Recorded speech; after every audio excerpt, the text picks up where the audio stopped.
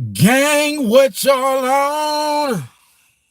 What y'all on, gang?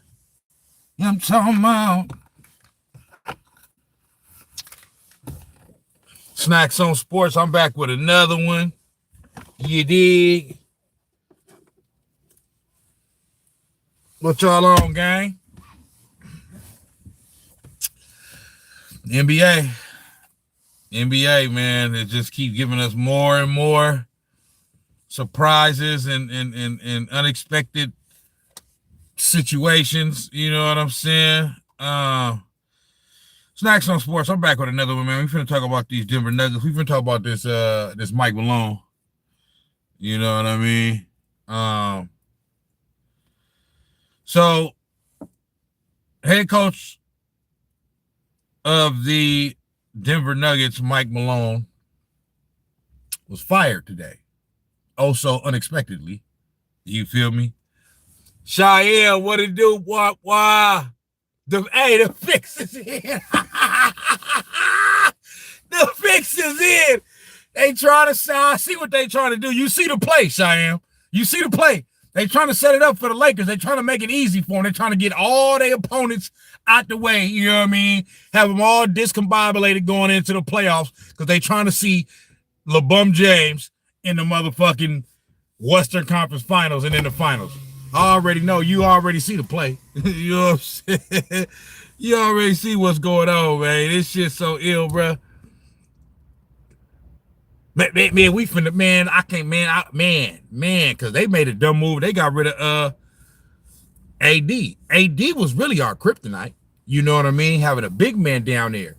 LeBron James was never our kryptonite. It was AD. You know what I'm saying? Now he up out of there. You know what I'm saying? So Luka's a statue on defense. You know what I'm saying? So they ain't got I can't even wait till we meet the Lakers in the motherfucking playoffs if we meet them. We gonna bop their ass over the motherfucking top of the head. Hopefully we send LeBrick James bitch ass into motherfucking retirement. You feel me? But yeah, man, head coach Mike Malone of the Denver Nuggets was fired today, surprisingly, unexpectedly. Like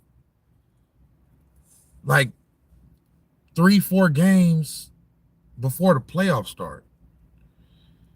And right before the season is about to end. This is just weird.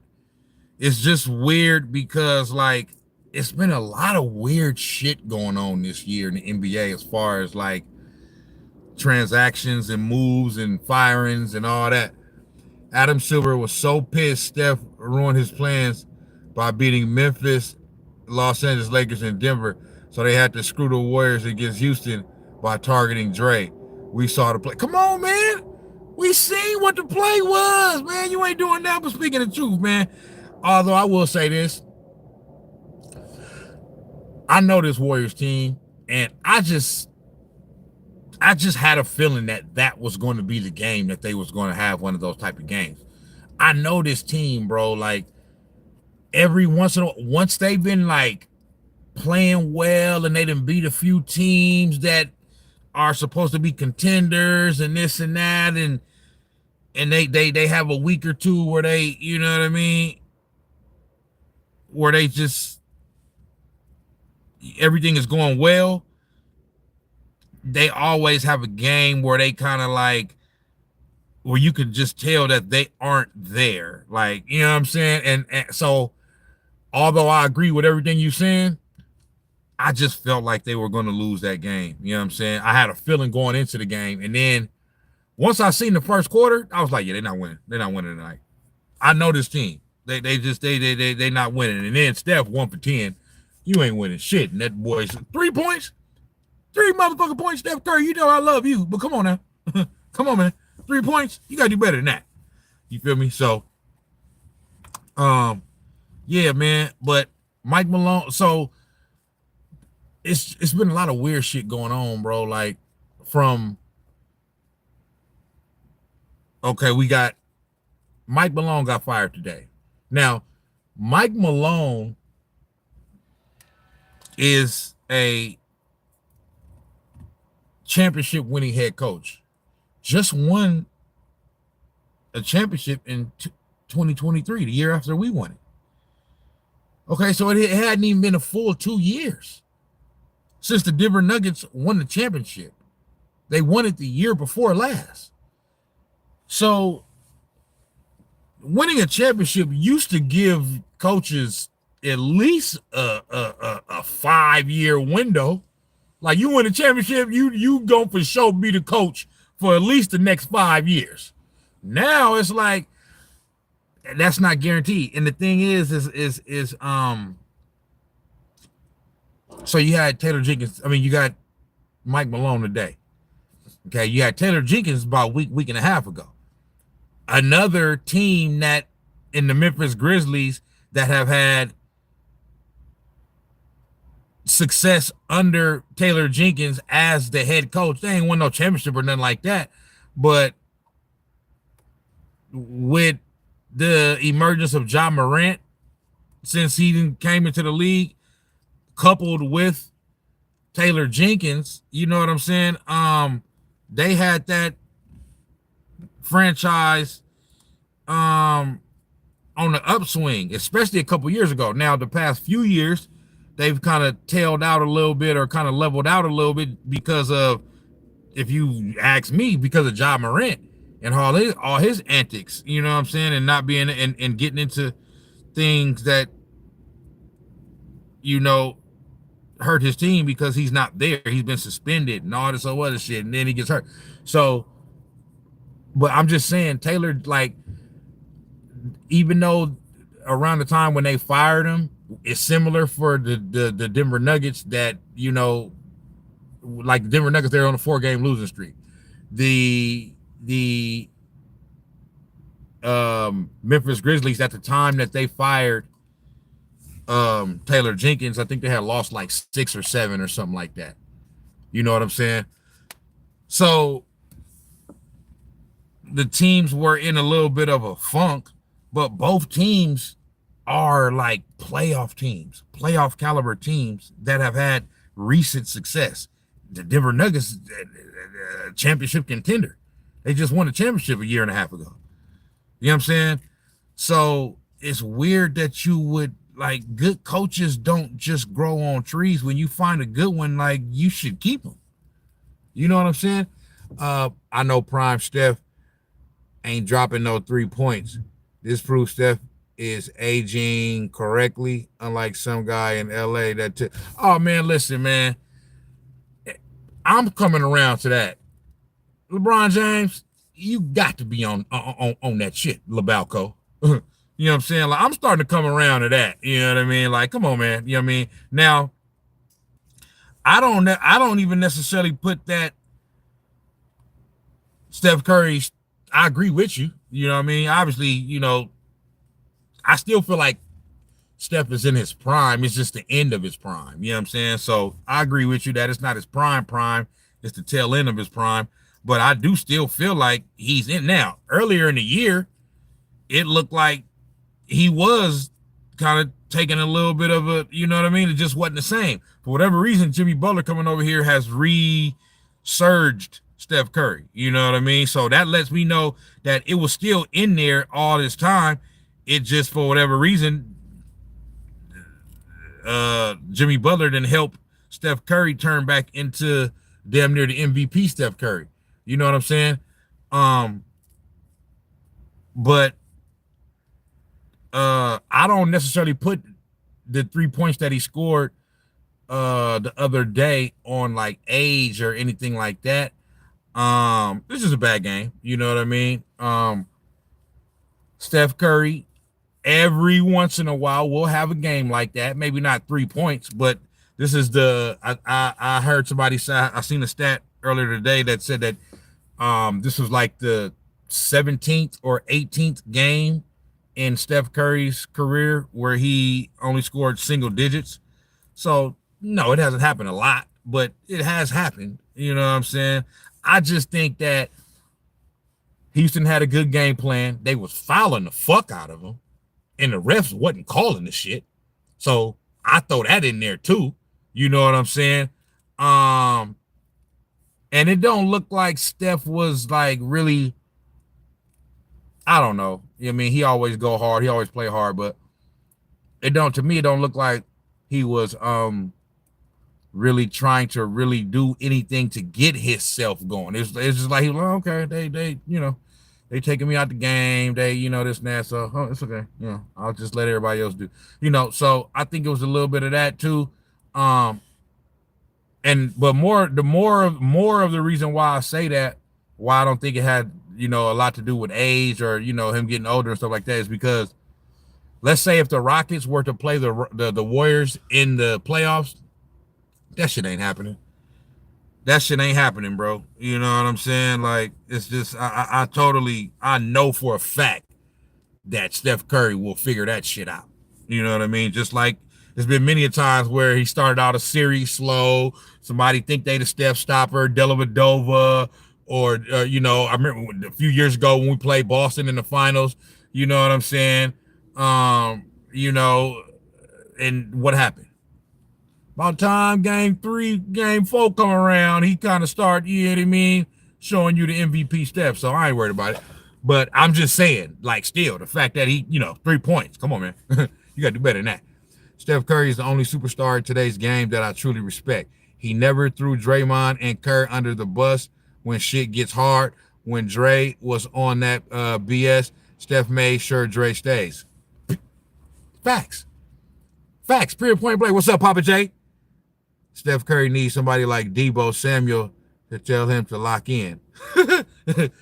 hey, on everything, but he got, Draymond do a good job, you know what I'm saying? But I agree with you, Cheyenne, that if you listen to a lot of these other YouTubers, you know what I'm saying, that are more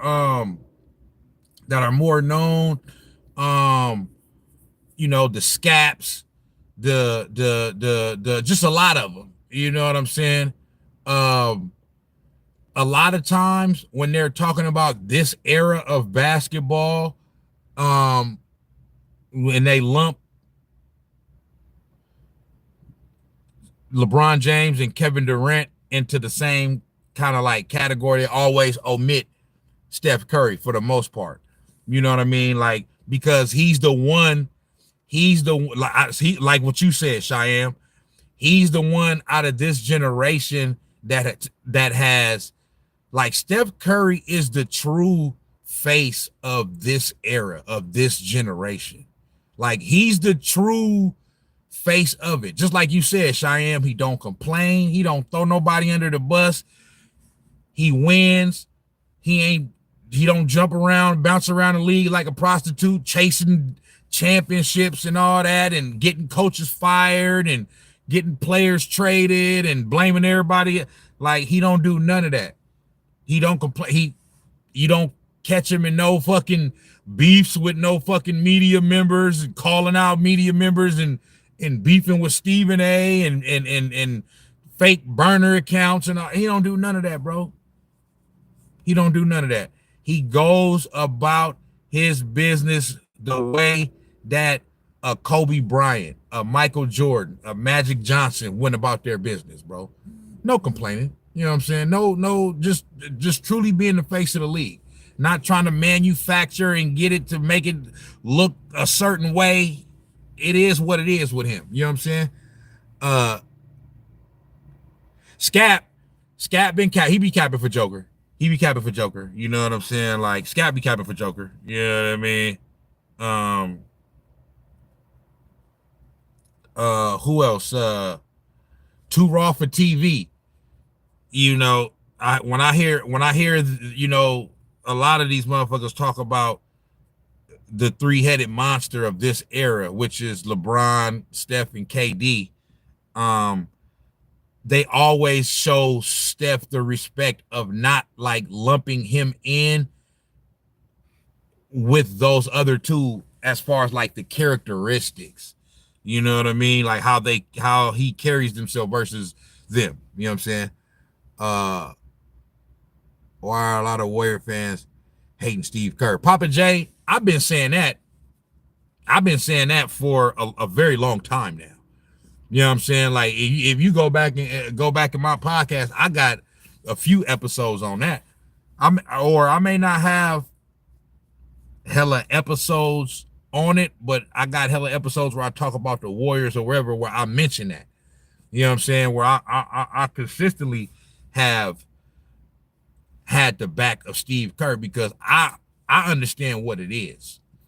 You know what I'm saying? Like, to me, I'm not saying that no one is above criticism, but Steve Kerr is a legacy coach. He's a Greg Popovich. He's a Phil Jackson. He's a Pat Riley, a Red Auerbach. That's what he is. You know what I'm saying? So, like, he's Teflon. Like, he's a made man. He's Bill Belichick. You know what I'm saying? He's Andy Reid. So, like, he's Bill Walsh. You know what I'm saying? So, like, he's not above criticism, but there's absolutely no reason why anybody should be discussing like a coach firing, Steve Kerr getting fired, or moving on from Steve Kerr. Like, I just don't get it. Like, you know what I'm saying? Like, so the Warriors fans that are like that, like I said, I understand sometimes being frustrated at maybe the way a certain game played out or whatever, but when you won as much as the Warriors have won, like, I mean, if Steve Kerr can't get the benefit of the doubt that he's going to be able to figure it out after 4 fucking championship rings in the quote unquote LeBron era, I mean, I don't know what else. Like, it's just those Warrior fans are entitled, they're spoiled, or they're just young. You know what I'm saying? And they just don't understand, like, what this is. You know what I mean? Like, this shit don't just come around. Like, you know what I mean? You got a motherfucker that win 4 championships. Motherfucker have a bad stretch, a bad week. You know what I mean? A bad week or 2 weeks, and they want to fire the motherfucker. I'm like, the fuck? When the players is the ones fucking up. Even Steph wanted Klay to stay, but Klay told him, let the front office decide if they want me, and they let him go. Yeah. Yep. I think Klay kind of played himself a little bit on that one. You know what I'm saying? Just because he should still be here, man. And then the way that the season has played out for the Mavericks, I always feel for Klay, man, because I'm like, fuck. He deserved to be here with us. If we win a 5th championship, that's going to be the person that I'm going to think about the most. Like, damn, man. Klay deserved to get a 5th too, but it is what it is, man. He made his bed, got to lay in it, big dog. But yeah. Too Raw and Ticket started giving Steph Curry his props due after he won his 4th championship. Yeah. Yeah. And I wanted to say that about Too Raw too, because Too Raw ain't always been a big, he more or less, from the old school, you know what I'm saying? So, he don't, he hadn't always been as complimentary of Steph Curry as well, but he's come around over the past year or two, like you said, since they won that 4th championship. You know what I mean? Still 1 or 2 things he kind of say that, like, I heard him say recently that, like, the 3-point revolution didn't start with Steph Curry. It actually started before. You know what I mean? I'm like, huh? I understand they were shooting 3-pointers before Steph Curry, but come on, dude. The way the NBA is now, the way the game is played, the way basketball is just spread out like that right now, and everybody's just shooting threes. Come on, man. That would number Steph Curry, Klay Thompson, and the Golden State Warriors. I don't know what the fuck he's talking about with that. You know what I'm saying? And then I heard him say something about did he say he wouldn't? He's not sure if he's even the greatest shooter of all time because of some, I don't know, some shit. But so it's still 1 or 2 things he kind of be, but he's come around. He's come around to giving Steph his props, You know what I mean? More than he was, years back. Ticket TV, I watched him a lot in previous years. I haven't been watching Ticket TV a lot as of lately. He be going bad on his he be going crazy. He be going hard on his motherfucking you know what I mean, on his subscribers. But yeah, so yeah, not so man. So with this Mike Malone thing, man, it's just weird, bro, because you got the Mike Malone firing, and because it's weird, dog, because we getting ready to go into the playoffs. What's up with this shit where teams feel like it's cool to fire coaches a week and 2 and 3 weeks before the playoffs start? That just don't make no sense to me. I don't understand what the fuck, you know what I mean? You got Nikola Jokic, you got an opportunity, like he's smack dab in the middle of his motherfucking prime. So, like, are the Denver Nuggets saying fuck it to this year? You know what I'm saying? Like I don't get it. You know what I'm saying? You get ready to go into the playoffs. This is where you need continuity. This is where you need to be together. This is like, my thing is like this. It's a bit disrespectful. You know what I'm saying? It's disrespectful to Mike Malone for sure. It's disrespectful to the team. It's disrespectful to Nikola Jokic. You know what I'm saying? It's like, because now we're going to look at the Denver Nuggets like they don't really got a shot to win it this year. You know what I'm saying? And my thing is like I said, my thing is like this. If you want to part ways with Mike Malone, fine. Part ways with Mike Malone. But you couldn't wait till after the season? Like you just had to do it like right now? That's the kind of things that make you think that, okay, it's something more going on. Either some conspiracy shit, or was he on some Ime Udoka shit? You know what I mean? Was he fucking somebody's wife or something? I mean, like, it's just weird. Okay, then you got the Taylor Jenkins situation. You know what I'm saying? I still don't know why the fuck they fired him. You know what I'm saying? And it's like I said, it's another thing that's weird because it's right. The playoffs are getting ready to start. You know what I'm saying? Like, that's like the Niners are in a 17-game season now. Let's say, you know, it's 2 weeks to go, and the Niners are 10-5 with 2 games to play, and then they fire Kyle Shanahan going into the playoffs. We're like, bro, that's like, what the fuck is going on? So it's weird. And then the Luka AD trade,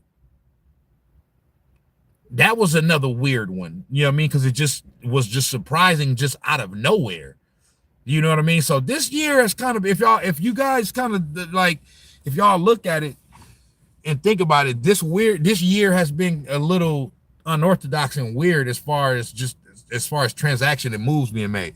I won't be surprised if Skapatak is the new Nuggets head coach. Yeah, I wouldn't be surprised either. You know what I'm saying? I do be seeing it. He do be going hard for Jokic and the Nuggets lately. NBA wants Los Angeles Lakers versus Boston finals this season. Hope the Golden State Warriors spoil their agenda. Oh yeah. Like we got a shot. We got action. You know what I'm saying? I know at the beginning of the year, you know what I mean? I was saying, you know, I don't expect too much and this and that. Then they got off to that good start, and I was like, hold on, we got action. Especially after they beat Boston early. I'm like, hold on, we got action. And then, you know, so they started out 12-3. Then they next, like, fucking 30, 40 games, they was 500, losing and then win, and then lose 2, then win 1, and then win 3, then lose 2. And then, so they was just up and down. And Steph just did not look like Steph. And then they got Jimmy Butler, and now we back up. But now it's this is how I know the Warriors got action. How I know the Warriors got action is games like tonight when they play the Phoenix Suns and they blow their ass out as they should. You know what I'm saying? That's how I know the Warriors are back to being a good team, because they're back to handling the teams that they should easily. You know what I'm saying? Papa J says, I don't. If we fire Kyle Shanahan right before the playoffs, we might actually win a Super Bowl. Oh, yeah, Papa J, you was the one. I forgot. Yeah, you was the one that was kind of going hard on Kyle Shanahan. But what I'm saying is it's the same thing, though. You know what I'm saying? For me, it's like, even though I know that you being somewhat sarcastic, I mean, you might be being some truth. You might be, that might be the way you feel, deep down too. But it's the same thing with me with Kyle Shanahan too. Even though Kyle Shanahan has not closed the deal and won a championship, to me, I know this sounds weird, and motherfuckers say that you sound like a dummy or idiot or whatever, but for me, the past 5 years, since 2019, the 49ers have been the closest thing to a dynasty without actually being a dynasty. Like, the only other team that's had more success than us over the past 5-6 years is the Chiefs. You know what I'm saying? A team that we played twice in the Super Bowl and lost both times. So I'm just saying that to say that to me, it's the same way with Kyle Shanahan. Me personally, I feel like last year was just an admiration. Like, I don't see us going, 6-11 this year? I don't see us going 6-11 again this year. If we do go 6-11 again this year, then next year, then after following next year, I'll be willing to at least hear the conversation or hear the talk about what's going on with the head coach. You know what I'm saying? But I still wouldn't even want to fire Kyle Shanahan even after that. That's just me. Just because I understand continuity, and I understand, you know what I mean, that just like, for one, I understand how great a coach Kyle Shanahan is. You know what I'm saying? Like, you let go of Kyle Shanahan. I always say this. If you get rid of Kyle Shanahan, you're not just getting, everything else is not going to stay the same. Everything else is going to change as well. So all the good players and everything good that came along with Kyle Shanahan being the head coach, all of that goes out the window too. You don't fire Kyle Shanahan and then everything else stays the same, and then somebody else comes in, just picks up where he left off, and then we go on to win the Super Bowl. It just don't work like that. You know what I'm saying? So that's just me. You know what I'm saying? I just feel like, regardless of the fact that he hadn't got over the hump yet, I feel like Kyle Shanahan is a top 2 to 3 head coach in the NFL. There are not more than 3 coaches that are better than Kyle Shanahan. That's just me. You know what I'm saying? Me personally, I think that, he's either the best or the second best. But if somebody else want to argue that maybe, that he's like the third best or whatever, I'll say, but for me, I'm not going no lower than 3 as far as how good he is. But I'm saying I'm glad you brought that up, Papa J, because that's that example that you just brought up. That's what I'm talking about, though. That it's the same thing with Kyle Shanahan. You know what I mean? The only difference is that he hadn't fully closed the deal.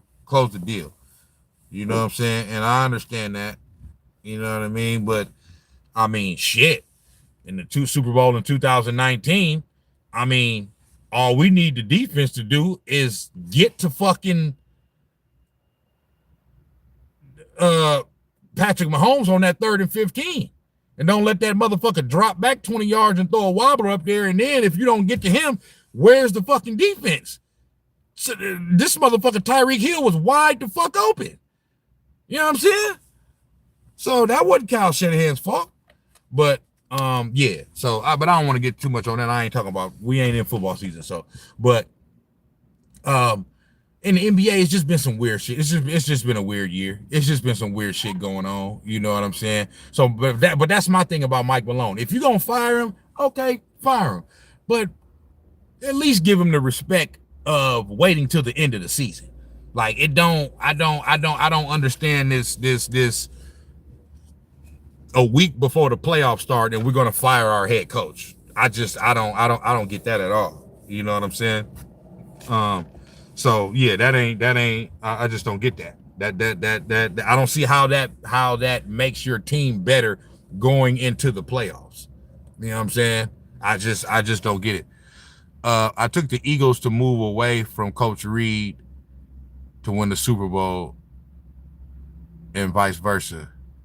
Kyle Shanahan's problem is he is terrible in the fourth quarter of Super Bowl. Cheyenne, I agree. I agree with that. I agree with the fact that it seemed like what Kyle Shanahan's problem has been, but it's still a two-way street though, because it's offense and defense. So that's the only difference with basketball and football. But I do agree that it does seem like in these big games, in the games where we didn't have leads, and then it gets to the fourth quarter and the other team in the game is close, or the other team, or we didn't have the lead and now they didn't took the lead back, or they got the momentum. It don't seem like we able to conjure it back up. You know what I'm saying? And now, okay, they made their run. Now let us make our run. You know what I'm saying? So I agree with Cheyenne. I agree with you, Cheyenne, on that Kyle Shanahan can improve in fourth quarter decision making and play calling. I agree with that. You know what I mean? I agree with that. But we've got to understand also too that he got us to that point. He got us there. So, you know what I mean? I feel like it'll be taking 10 steps back to, it's like, I feel like that's something that he could fix and improve on. You know what I'm saying? But to just throw him out the window and just get a whole another coach, it's just my opinion. I think that would be a setback for the team. And I don't think that would be a smart move. You know what I'm saying? At all. But,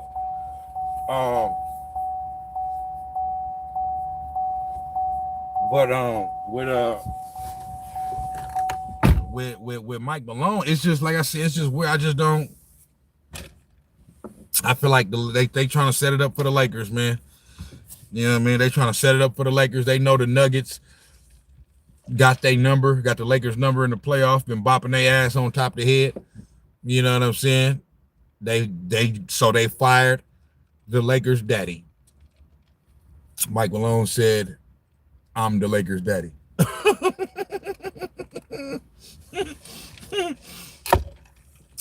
Lakers daddy. LeBron James has something to do with that. LeBron James has something to do with that. He made the call. He made the phone call. They said, "Get this nigga up out of here." Yes, LeBron James bitch ass made the phone call. We all know it. He had something to do with it.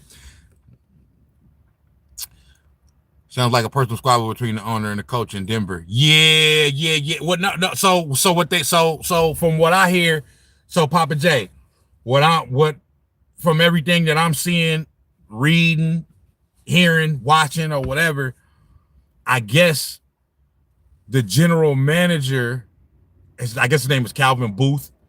Him and Mike Malone didn't see eye to eye. I guess it was similar to like the situation with Jim Harbaugh and Trent Baalke. Now, in that situation, the owner, Jed York, chose the general manager, Trent Baalke, over Jim Harbaugh, which was a mistake. And he learned from that, okay? In this situation with the Denver Nuggets, though, from what I'm hearing, they just said, fuck it, we're going to wash our hands of everybody. You know what I'm saying? Usually in a situation like that, the owner chooses one. You say, okay, I'm going to keep the coach or I'm going to keep the general manager. You know what I'm saying? But he said, fuck it, we getting rid of everybody. You know what I mean? So I guess that's what it was. Not necessarily, at least from what I'm hearing, I don't know. You know what I mean? Not necessarily an issue between the head coach and the owner and ownership. It was more the fact that the general manager and the head coach were butting heads somewhat and wasn't seeing eye to eye for the past year or so. And so the owner just said, fuck it. We just gonna clean house. I'm gonna get some new niggas up in here. That's what the fuck I'm gonna do. Y'all niggas can't get along. Y'all niggas want to argue like bitches. Okay, I'm finna get some new motherfuckers up in there, get some new blood. You feel me? So, but it's like, damn, did y'all run this by Nikola Jokic? I mean, damn. You know what I'm saying? Like y'all, I mean, do y'all even know if he was not that? I mean, he's just a player. Y'all, the front office make whatever decisions that they want to make. But I'm just saying though. I mean, it's just, I mean, you want to show your Hall of Fame player some damn respect, and at least run this by him. They don't have to run it by him, but I mean, damn, you would think that they would. You feel me? Shannon Sharp out here talking about Lakers in 5. Man, Shannon Sharp, man. I fuck with Shannon Sharp because, for one, he's a Hall of Famer. He was a great player at what he did. And he's entertaining. He's funny on TV. But man, this motherfucking LeBron James ball goblin, this shit gotta stop, man. Motherfucking LeBron James bed sheets and all type of shit. Shannon Sharp, man. OKC, KFC, UFC, Lakers are back. You be like, bro, like, come on, bro, like. But I love it. The reason why I love it is because once they bitch ass get bounced out the motherfucking playoffs, then I want to see what his big gorilla looking ass gonna say. Lakers was supposed to go back to the finals in 2023, and the Denver Nuggets screwed up the script. For sure they did. Shit, if you ask me, we were supposed to go back to the motherfucking finals in 2023. But it is what it is. But yeah, man, like Mike Malone, I liked Mike Malone, man. And I really feel like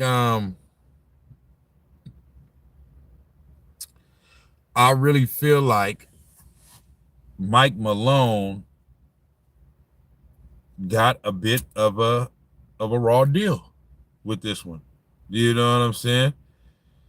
Straight up. I mean, like I said, and so this continues a little trend that's been going on recently of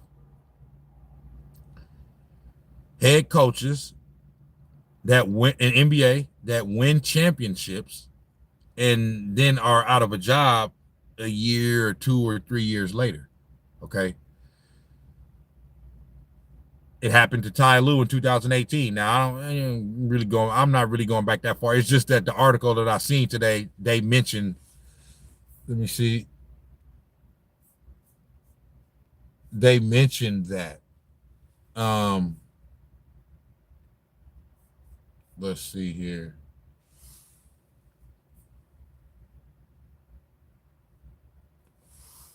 But basically,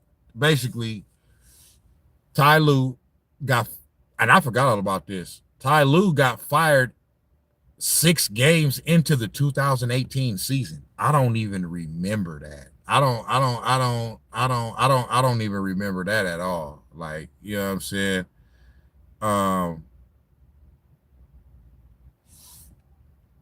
Okay. I do remember it. That was LeBron James' first year in Los Angeles. Okay. So if he got fired 6 games into the 2018 season, that means it was the 2018-2019 season. LeBron James last year with the Cleveland Cavaliers was 2018. When we swept his motherfucking ass in the finals in 2018.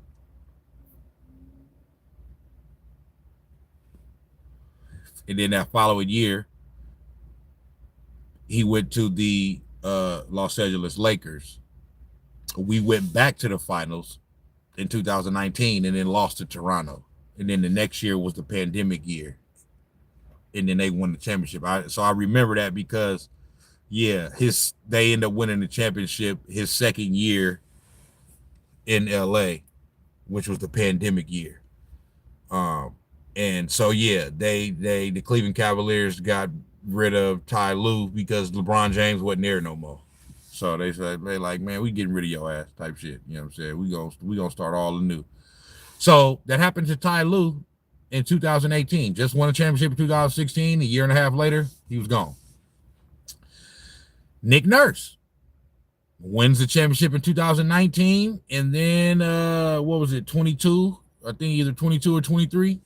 He got canned. Okay. Mike Budenholzer of the Milwaukee Bucks won the championship in 2021, and like the next year he got fired.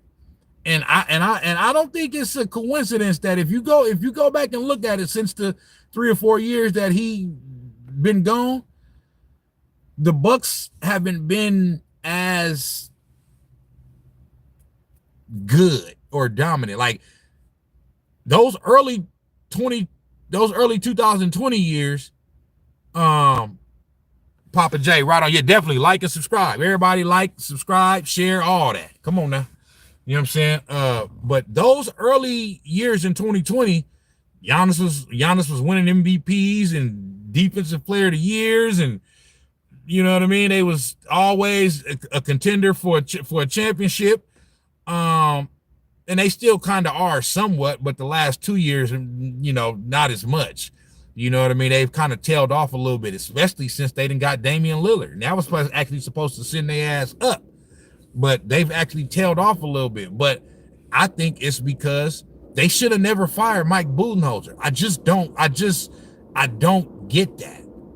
Then they hire not Alvin Gentry, the other that other coach, Alvin, I forgot. But he started out, he was like 30-11 or some shit. And they fired him. But you know, he wasn't getting along with Giannis, I guess they said. You know what I mean? But let's stick with the championship coaches. So the Bucks have not been the same since they fired Mike Budenholzer. I think that if there's a direct connection and also though, not only that, but also when they traded Drew Holiday, getting rid of Mike Budenholzer and trading Drew Holiday, those was the worst 2 moves that they could have made. You know what I'm saying? Yeah, they should have never did that. Similar with the Phoenix Suns, and those are the 2 teams that played in the 2021 finals, the Bucks and the Suns. The Phoenix Suns should have never fired Monty Williams, and they should have never got rid of Chris Paul. You know what I'm saying? And so Mike Budenholzer is another one. Win a championship, the first championship in Milwaukee Bucks history since fucking Oscar Robertson and fucking Lou Alcindor and shit in the fucking 60s and shit. You know what I mean? Or early 70s, whenever the fuck it was. And you fired a motherfucker? And now you wonder why your ass is still a good team, but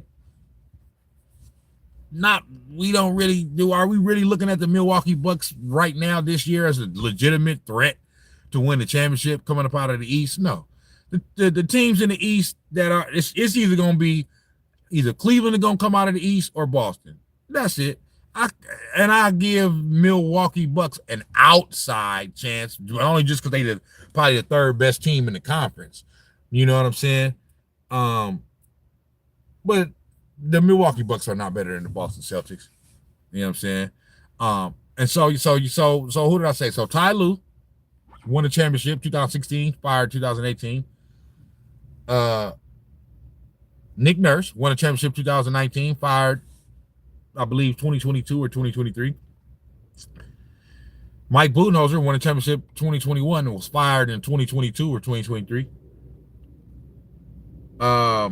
Frank Vogel won a championship with the Lakers 2020, was fired the next year. The fuck? You know what I'm saying? And now Mike Malone won a championship in 2023, fired in 2025. So this is, you know, I guess you gotta be Steve Kerr. You know what I mean? To have a secure motherfucking job. Steve Kerr's a made man. He ain't going no motherfucking where unless that's what he want to do. You feel me?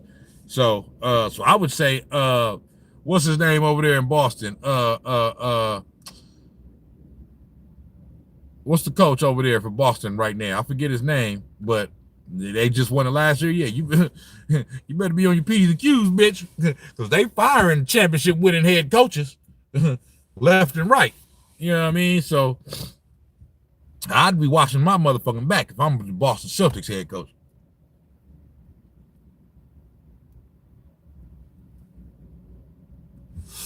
But yeah, so that's been going on. But it's just weird, bro. I don't get it. I don't understand it. Like I said, the timing of it is weird. It don't make sense. It's off. You know what I'm saying? But it's just another it's just another incident this year. Not another incident, but it's just another what do you call it? It's another transaction that happened this year that's just to add on to all the rest of the weird shit that's been going on. You know what I'm saying? LeBron did the Yamka DBZ flop against the Warriors. I don't know what that is, but that's all he do. He's a flopping ass bitch. You know what I'm saying? LeBron James got to be the most overrated player in the history of American sports. Okay? Just overrated, bro. Like completely overrated. Not saying he's not good, but I'm saying it's overrated. He's not as good as y'all think he is and where y'all got him ranked at. He's just not. I'm sorry.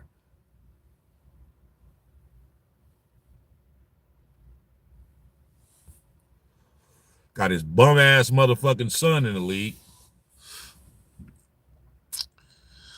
The one who he laid down on the ground after he ran into Kuminga. Oh, yeah, man. Come on, man. Come on, man.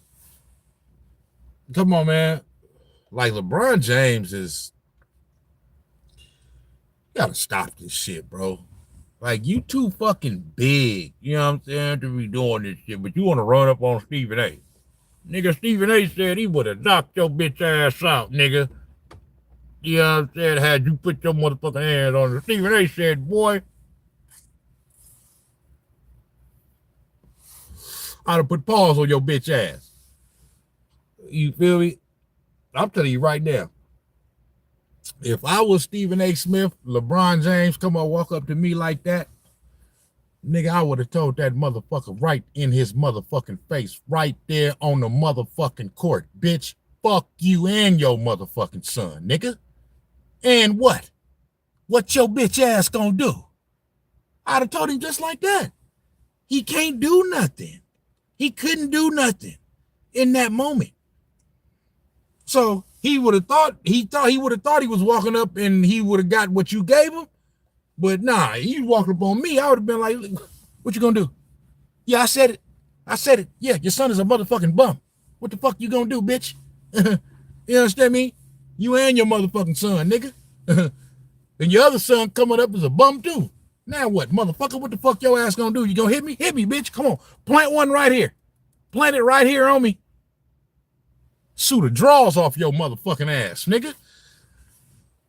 Fuck you talking about. So that's just what I would have did.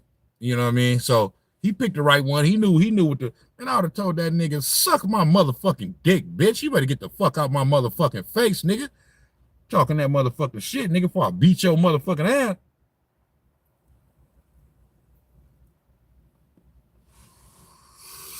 LeBron James, he knew the right one to walk up to. Straight up, Papa J, I would have told his ass just like that. I'd have told this monkey ass just like that, boy. Fuck you think you walking up on, nigga? You better go, nigga, make a motherfucking free throw, bitch. What the bitch said a couple years ago, LeBron, shut up and dribble, motherfucker. And my whole thing with that is this how you know that damn, what was I about to say? I forgot what I was about to say, damn. But man, that shit right there. Oh, this how you know they giving him an extreme pass, and this how you know like that the people are so brainwashed over this nigga, bro. Like he did this in the middle of a game.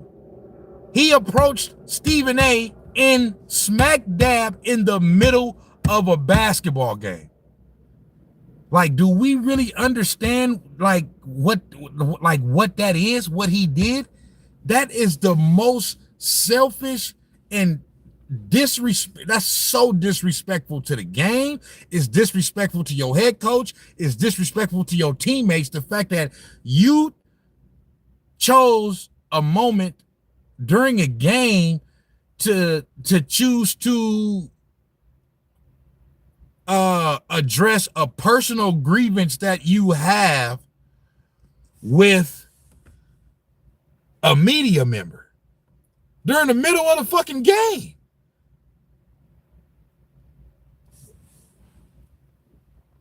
Spears, what's going on? In the middle of a motherfucking game. Now, what if Draymond Green would have did that? What if John Morant would have did that?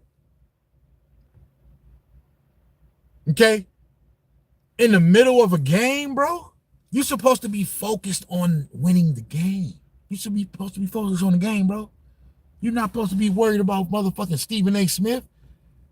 During a timeout, you walk up to this motherfucker. That's the part to me that I feel like everybody is missing, bro. He did this during a game, dog. Imagine Kobe Bryant doing that. In the middle of a game, see fucking Stephen A. Smith or something. Hey, nigga, bitch ass nigga, stop fucking with my motherfucking son, my wife, my daughter, this and that. Like, bro, like that's how you know this motherfucker just feel like he just run everything, bro, because they let him feel like that. You strong-armed the team into drafting your bum-ass fucking son, okay? Man, it's this. I just don't see how people don't see through this, through all the manufactured and just the, like, I just don't see how people don't see through it, bro.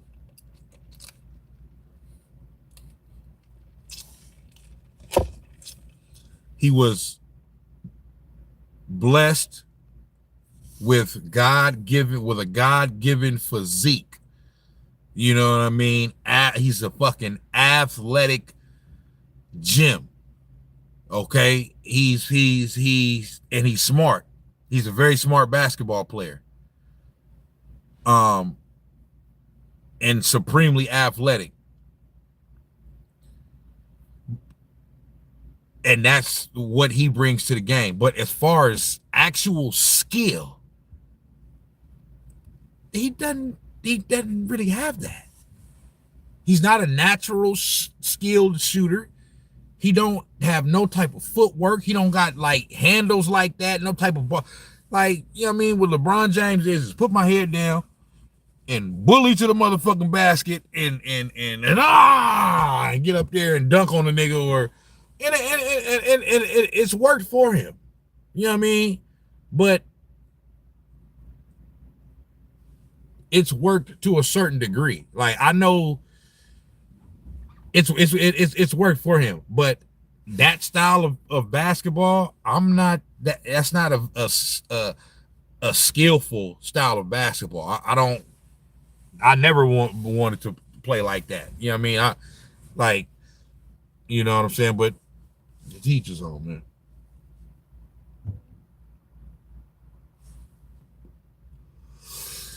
But Yeah, man, this about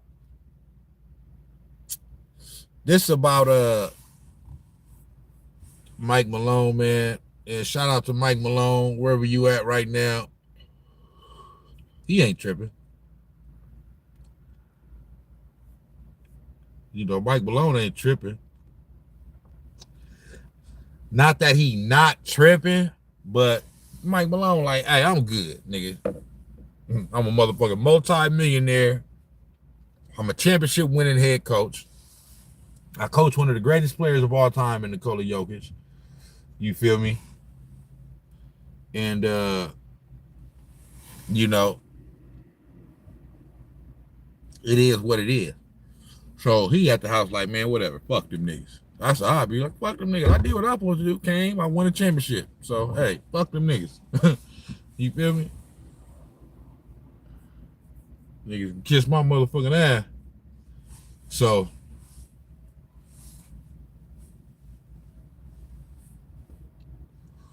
but man, it's just crazy, bro. It's just crazy, man. It's just crazy, crazy, crazy. The Nuggets play tomorrow night. So and this shit happened, I seen this shit, man, earlier today. I'm doing my little workout, get my little push-ups in, my little crunches and all that, you know what I'm saying? And I happen to get up,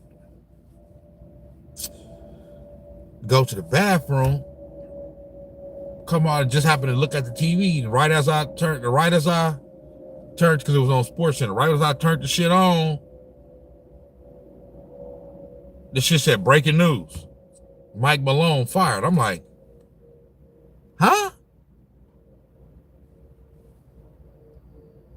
I did that. I walked it. I was watching the TV. It said breaking news: Mike Malone fired. I walked to the mirror and looked at myself and did like this, and then walked back to the TV. Like, what the fuck? This shit, wow, boy. Hey, NBA trying to get them ratings back up, nigga. They like, man, this is bullshit right here, man. They saying me Adam Silver. Adam Silver, it's your fucking fault. He's a soft, pea brain, weasel looking ass motherfucker that didn't embrace this player empowerment bullshit, and look what it's done to your league. Okay? You know what I'm saying? NBA trying to get them ratings back up. They're like, listen, man, we're gonna need to start firing some niggas, hiring some niggas, you know what I mean, trading some niggas, signing some niggas. Adam Silver is the undercover GM for the Lakers. hey, that boy be going in on Adam Silver, boy. Adam Silver, man. Adam Silver is definitely the undercover motherfucking definitely the undercover GM for the Lakers, man. That motherfucker right there. That motherfucker right there get come through for LeBron James more than a little bit. I mean, damn. You let this nigga just run the motherfucking league, nigga. He wanted to see David Stern had Michael Jordan, so he was Adam. He like, oh, I got LeBron James, so I'm gonna just man, that ain't man, please. Adam Silver is going to do everything to make sure Steph don't surpass LeBron in ring. I hope he don't.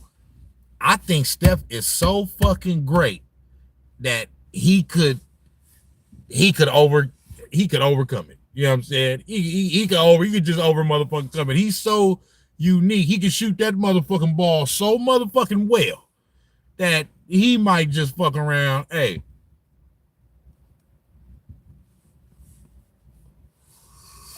He might just fuck around and overcome that shit. He did already overcome, like they tried to stop him hella times already.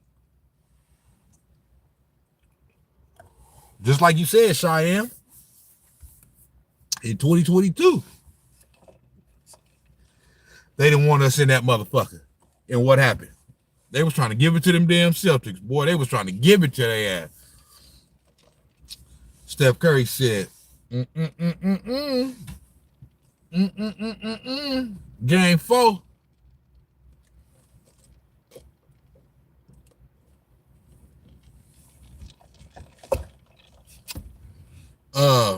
But man, on my mama. On my mama, they motherfucking ass, Adam Silver is a motherfucking bitch. You know what I'm saying? And then gave LeBron James all the motherfucking power. Yeah, you're right. Adam Silver and LeBron James is running the Lakers, man. Kobe Bryant rolling over in his motherfucking grave right now, man. Watching this shit. You know what I'm saying? It's a disgrace.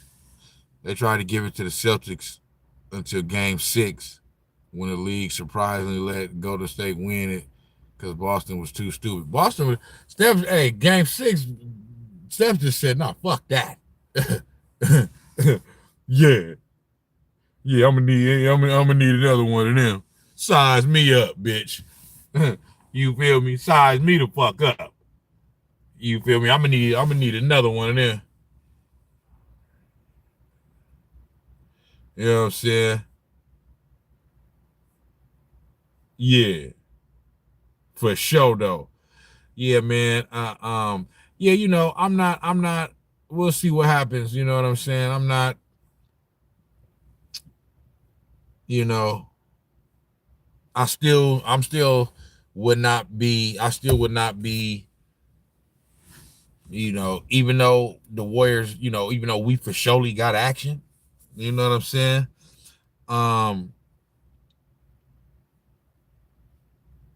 I still would not be surprised if the Warriors was to get bounced in whatever round, first, second, third. You know what I'm saying? I just wouldn't be shocked. You know what I'm saying? But you know, I also would not be shocked if they fucking win it all. I wouldn't be. I wouldn't be at all. Like, how could you be shocked if a motherfuckers that didn't won 4 championships win another one? I mean, I get the, you know, the whole thing of, well, you know, it's supposed to be over. And yeah, that's the thing about legends and dynasties and great shit. They said that about Tom Brady and the Patriots. They was saying that shit back in like when they lost their second Super Bowl in 2011 to the Giants. They start saying that shit. Yeah, it's over. It's over, man. Yeah, nah, man, it's over. This motherfucker won 4 more Super Bowls after that.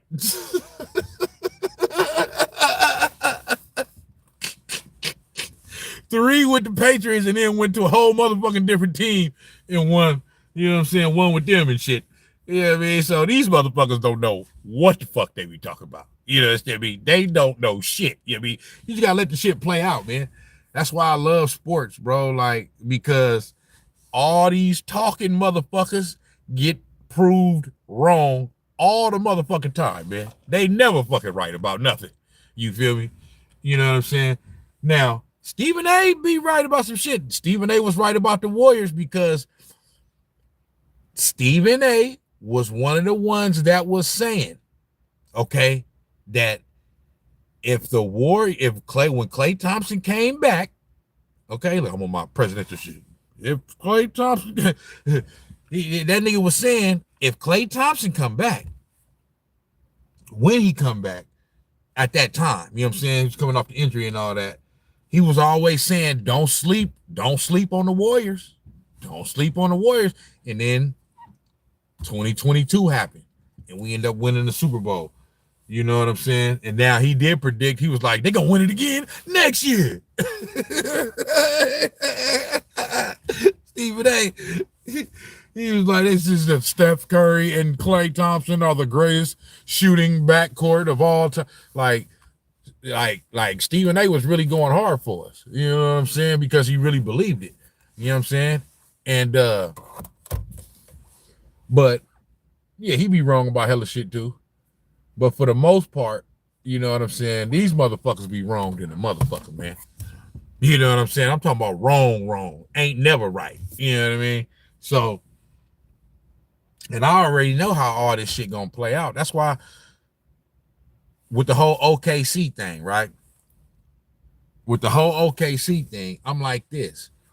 Okay, OKC, I fuck with it. They legit. They are a championship contender. However, there is a however. They've never done it before. Last year they had a great year too. I think last year they was either the 1 or 2 seed as well. Okay, and they got put out in the second round by the Minnesota Timberwolves, if I'm not mistaken. No, they got put out by the Dallas Mavericks. Okay, who ended up going to the finals. They got put out in the second round. And so they have to show that they have to validate their regular seasons now by making deep playoff runs. You know what I'm saying? So I need to see it first. You know what I'm saying? Before I just pencil them in like Kendrick Perkins, big hubba bubba fat ass, molded,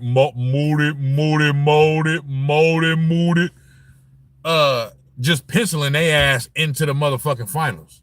Like, just, yeah, they gonna be there off the top. You know what I mean? OKC is in the finals for sure. Like, don't even talk about nobody else. And I'm just like, that's just not smart to keep saying on TV, bro. Like, that's just not smart to be saying.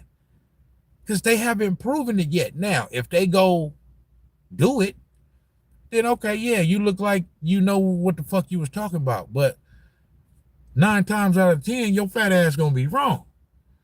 You feel me? So, because we don't know how these things is gonna play out, bro. You just don't know, bro. I'm telling you right now, nobody had the Dallas Mavericks in the finals last year. Definitely at the start of the playoffs last year. Nobody had the Dallas Mavericks in the finals. I'm sorry. That just was not a thing. It was either going to be the Nuggets, who was coming off a championship, or it was going to be the motherfucking OKC, who had a great year last year too. Not as good as this year, but it wasn't too far off. How many games they won last year? I don't think they got to. Did they get to 60 something? I don't think. I think they, but I know they was in the 50s for sure. You know what I'm saying? So they had a good year last year too. And I think Dallas was what? Dallas was the 5th seed last year. You know what I'm saying? So, yeah, and then Minnesota had a great year last year as well. And they went all the way to the Western Conference Finals. You feel me? So they were another team that was, but Dallas was always right there. But as far as somebody picking them at the when the playoffs started last year, ain't nobody had the Dallas Mavericks going to the finals. So I'm just saying, you just don't know, bro. You don't know what the fuck gonna happen. You know what I'm saying? And so, but and this year with the West, especially this year, you know what I'm saying? Like it's wide open, bro. Like, you know, I could see OKC making it to the finals coming out the West. I could see the Lakers.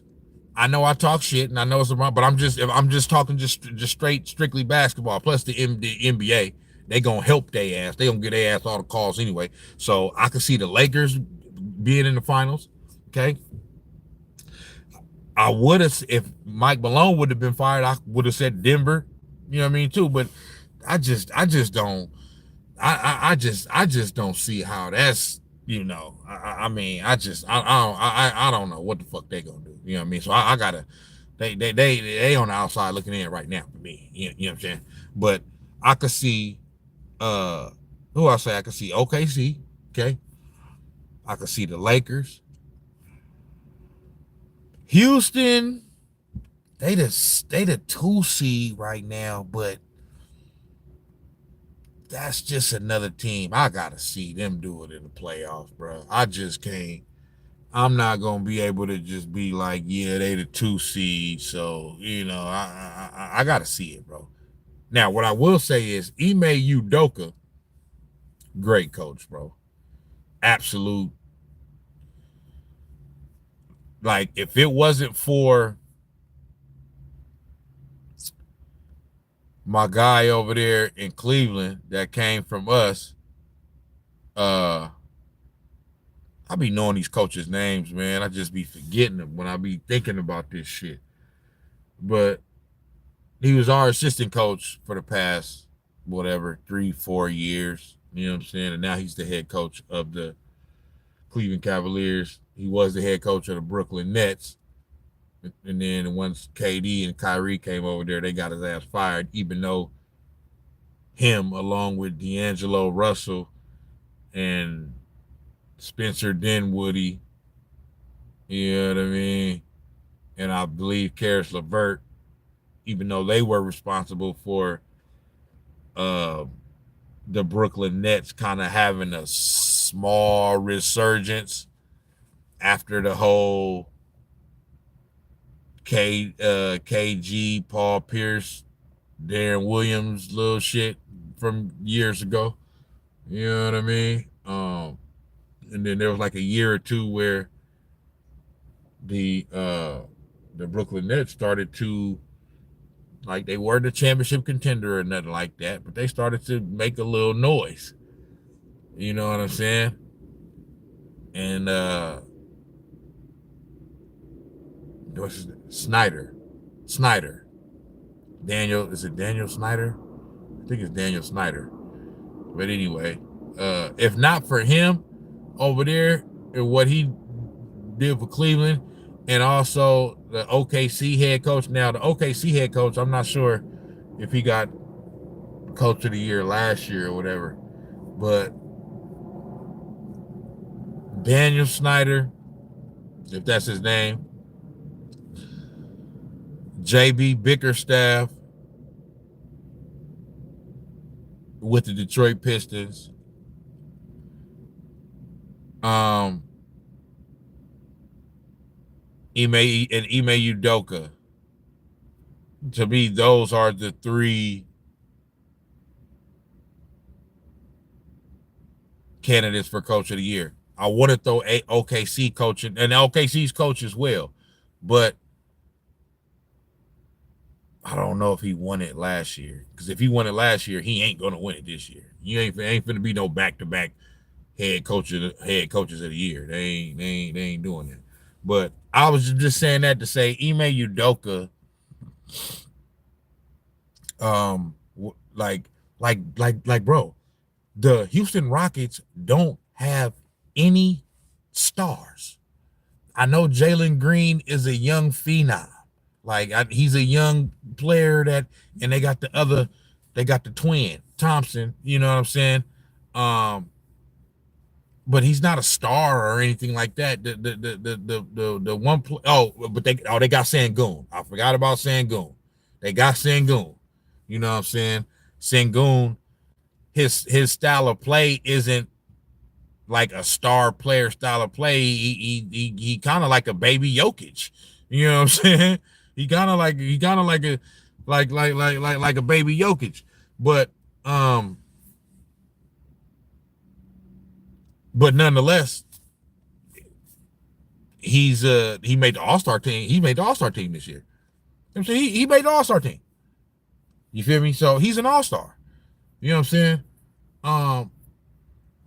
But I'm just saying, like, his name still don't ring a bell yet. So that's why it's easy for me to forget about him when I'm talking about the Rockets, because even though He's a good player trending towards being a great player, and he's an all-star. So in all actuality, he is a great player already. You know what I'm saying? Because I know some people say, great, they overuse the word great for a great player. You know what I mean? A lot of players are good, not great. Great should be reserved for the best or whatever. But y'all know what I mean. You know what I'm saying? So, but yeah, so they do got Sengun. I forgot about Sengun. Um, but still though, they basically don't have any like superstar players, bro. And Ime Udoka has got this team in the West. In the West, they're the 2 seed right now. Like in the West, like that's when you got all these other teams that got 2 and 3 superstars on their team. Maybe not 3, but most of them got 2. Okay. Um, and Ime Udoka got them having the second best record in the Western Conference, and they're locked in. They're up 4 games on the Lakers, who are in the who are the 3rd seed right now, and it's only 3 or 4 games to go. So they locked in. You know what I'm saying? They're going to be the 2 seed. You feel me? So Ime Udoka, but I can't yet put them as one of the teams that that I wouldn't be surprised if they were to come out of the West. I guess the way they played this year, if they were to do that and that happens, will I be surprised then? Probably not. But as I'm thinking about it right now, yeah, I got to see them do that. You know what I mean? Because that's just too. It's too. They just too young, but in order for me to think that, they're gonna be able to, go throughout the West and win 3 series and represent the West in the NBA Finals. So, like I said, I can see OKC, I can see the Lakers, I can see the Warriors, I can see the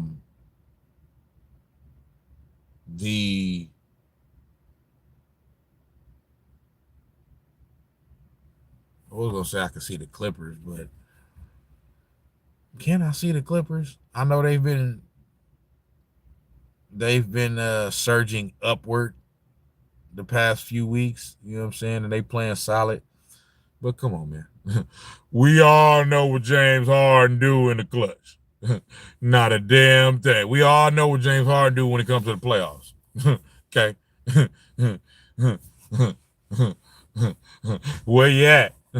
Where you at, big dog? I can't find you. You feel me? So come on now. Now I know they got Kawhi Leonard, but come on, man. Just like Stephen A said, do we really think this motherfucker gonna be healthy throughout the whole motherfucking playoff? When the last time Kawhi Leonard been healthy throughout and available throughout the entire playoffs? It's been quite some time. So, he may do it this year. You know what I'm saying? So we'll see. But it's another one it's like a lot of teams is questionable, bro. That's the reason why it's so open. And that's the reason why the Terps Matter says Boston getting banner number 19. I definitely wouldn't be surprised at that. You know what I'm saying? Boston is that team. You know what I'm saying? You feel me? Now, if they run up against if they run up against, you know what I'm saying? Yeah. If they run up against us, you feel me? Might be a little bit of a different story. I don't know. You know what I mean? We know Steph loves. That's who? Come on, man. Don't act like you don't know 22, man. Come on. I know you remember 22. So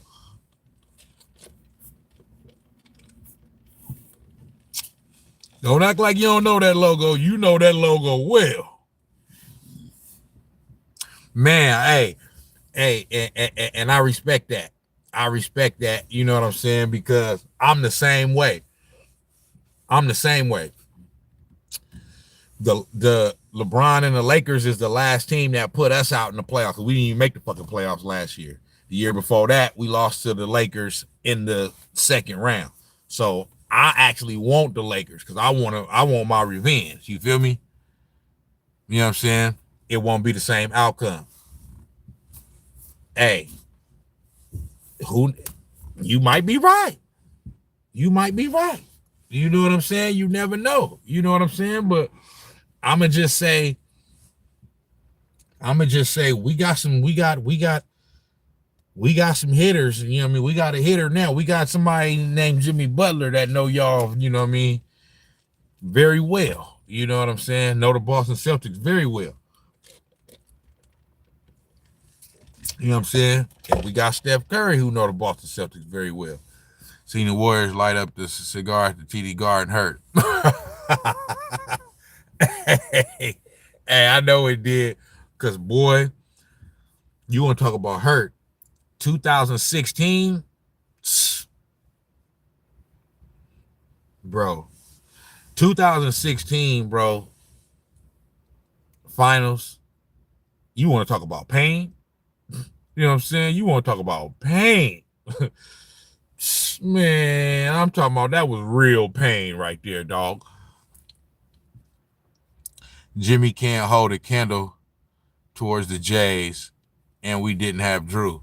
I mean, you know, listen, y'all the champions right now, bro. So I'm not gonna, you know, I'm not gonna like Jason Tatum and Jaylen Brown is in their primes right now. You know what I mean? And they both of them is kind of like barely just kind of like starting their prime. You know what I'm saying? And y'all the champions. But, you know, I'm just saying you got to think about it. Okay? Think about this. So I'm giving y'all your respect. But, you know, you got to understand that if the Warriors make it to the finals, then that means that they would have gotten through the Western Conference. So I know, you know, the last year or two, the Warriors, the last few years, you know, since they won the championship, they've been looked at as not the team that they once were. But in your scenario, if they make it to the finals this year, that means they're back. So then if they're back, we all know what Steph Curry does in those type of moments. You know what I'm saying? That man got 4 rings. So all I'm saying is that, okay, you know what I'm saying? But just understand that, you know what I mean? Because you might be looking at it like right now today. If the Warriors and the Boston Celtics meet up in the finals, that means they would have gotten through that means they own that shit and they all the way back. So and so you can't count that out. These motherfuckers that won 4 championships already. So it ain't gonna just be, you know what I mean? Like, but yeah, it's gonna be, it would be, that would be, to me, that would be a great matchup. That would be a great matchup. You know what I'm saying? That would be a great matchup. Brown is 27 and JT is 19. He's a mismatch on the other side of the court. Who's a mismatch on the other side of the court? You know what I'm saying? Like, and remember what, like, so remember what happened in that finals. Like, that wasn't hella long ago. You know what I mean? That was only 3 years ago. You know what I'm saying? In 2022. So, do I think that Jaylen Brown has gotten better since then? Yep. I know he's gotten better. But some of those same things is still there. The turnover, like, you know, we can do some things to force some turnovers and because you guys probably had the better team in 2022. You know what I'm saying? You probably had the better team, and you were up in the series. You were up 2-1.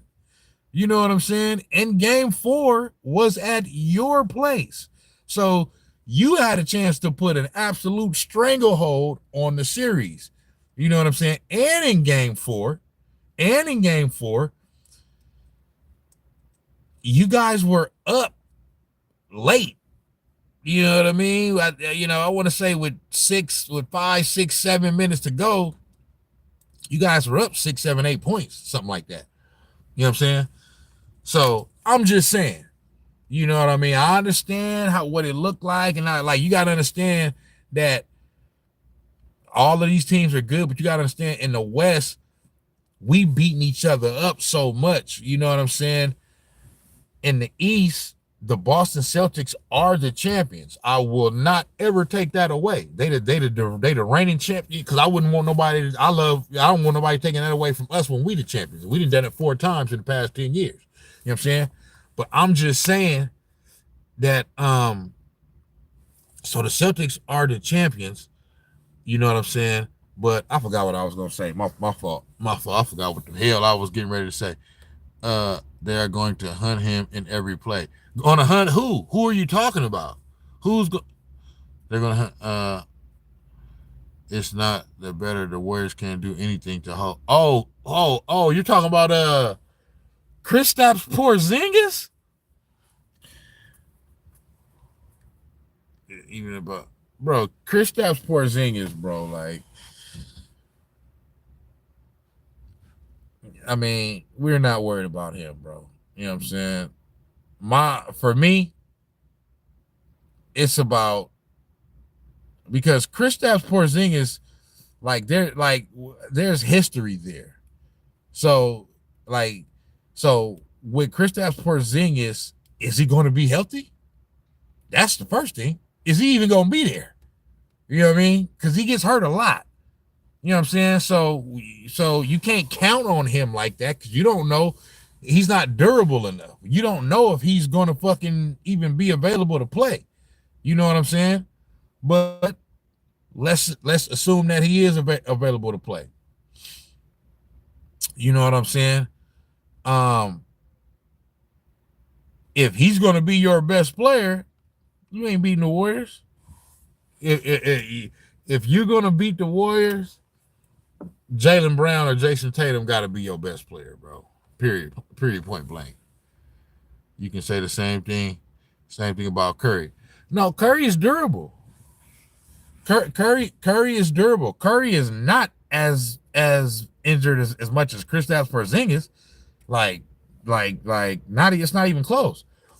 Like Curry is going to, that 65 game threshold that you got to reach in order to be eligible for awards and all that stuff. Yeah, he gonna reach that. You know what I'm saying? He gonna reach that for sure. You know what I'm saying? Last year, Steph Curry played over 70 games. You know what I'm saying? He has some little knick-knack injuries here or there, maybe throughout the year, that he may be sidelined a game or two every here and there. But for the most part, and then they always gonna throw some load management games in there. But yeah, Steph Curry, you can count on him to probably, out of 82 games, you can count on him to miss probably about 10 games to injury every year, and then you could probably count on him to miss like another 5 games for load management. But other than that, if they're not load managing him, Steph Curry has been able to play close to, if not more than 70 games a lot ever since, like, the ankles. Yeah, he might roll his ankle every here and there. Every player roll their ankle though. You know what I'm saying? the ankle problems that he had in the beginning of his career, that shit's gone. Like he don't got those problems no more. You know what I'm saying? Like that was chronic degenerative ankle issues. You know what I'm saying? When he rolled his ankle now, it's just, you know, typical basketball player rolling his ankle. You know what I'm saying?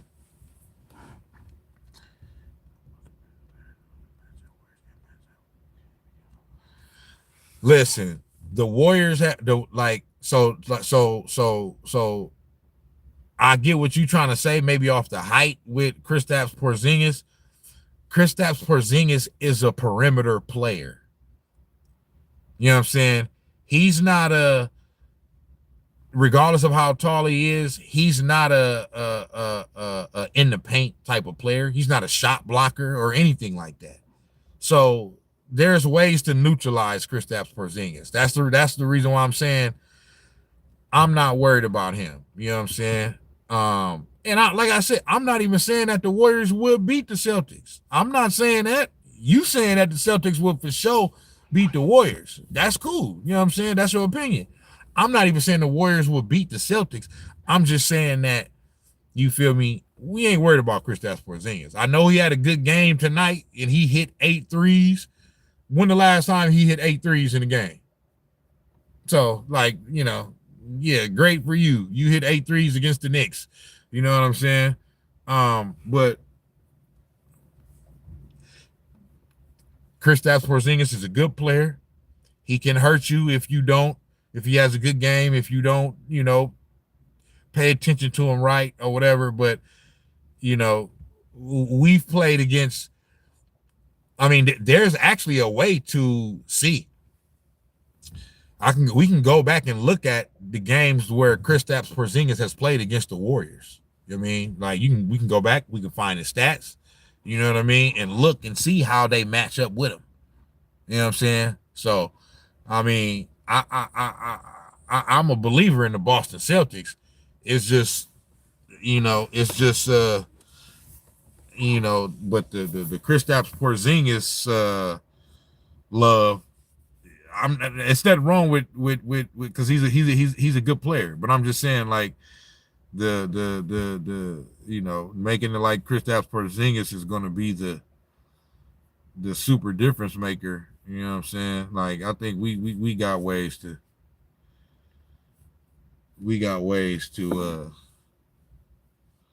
neutralize him. Let me see, Kristaps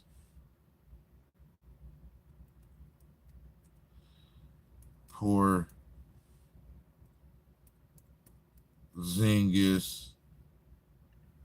Kristaps Porzingis stats against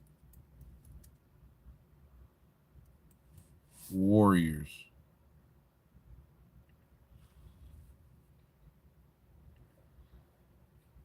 Let's see here.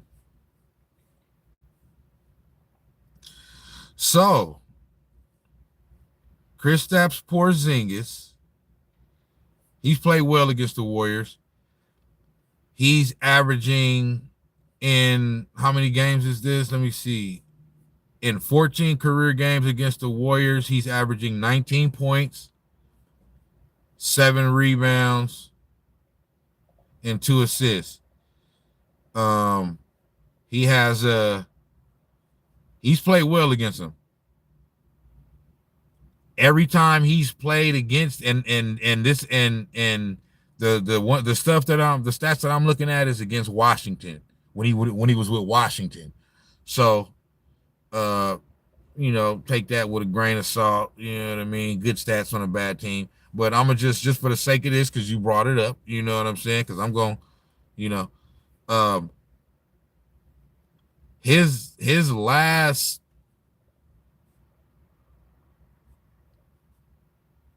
his last 1, 2, 3, 4, 5. His last 5 games against the Warriors, he's been double digits. So his very last game against them, he had 18 points. Before that, that was with the Boston Celtics on. Oh, that was earlier this year. I don't think he played the game that where we beat y'all early in the year. Because you know what I'm saying? Maybe no, I don't think he did. He must not, because it would have been here. You know what I'm saying? But we beat y'all early in the year in Boston. And but he must not, he obviously didn't play in that one. But the one in January, on January 20th of this year, 25, he played 22 minutes, scored 18 points, and 7 rebounds. Okay. Then the last time before that was February 13th, 2023, when he was with the Washington Wizards. In 36 minutes, he scored 34 points, 7 rebounds. Before that, a month earlier, January 16th, 2023, against the Warriors, he played 37 minutes and scored 32 points, 5 rebounds.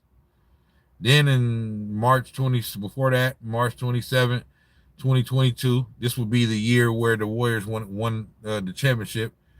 Played 31 minutes, scored 23 points with the Wizards. Before that, same year, the game before, 27 minutes, 25 points, 8 rebounds. Okay, so you are right about that. You are right about that. Now you got to, it is situational though. You know what I'm saying? He was with a different team. You know what I'm saying? They could have been, you know, I don't know what the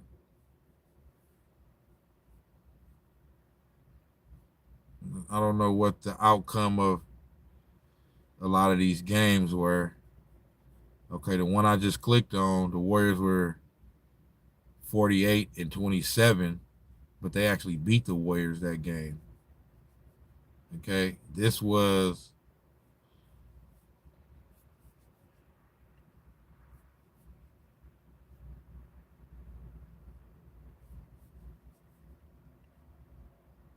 come on, man. It would be the second best player in the Warriors right now. Let me see. And this angle is not about. Matter of fact, no team in the league can match up with the Celtics with KP on the floor. He would be the second best player on the Warriors right now. That's cap. That's cap. That's cap. If Kristaps Porzingis came to the Warriors, Jimmy Butler is still the second best player on the team. He just is. You know what I'm saying? Like,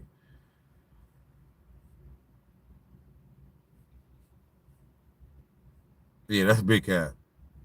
But it's obvious that you a Kristaps Porzingis fan. Ain't nothing wrong with that. Ain't nothing wrong with that. Ain't nothing wrong with that. I don't think Butler is better than KP. You say you don't think Butler is better than KP. You entitled to your opinion. We agree to disagree on that one. We agree to disagree. You know what I'm saying? We agree to disagree.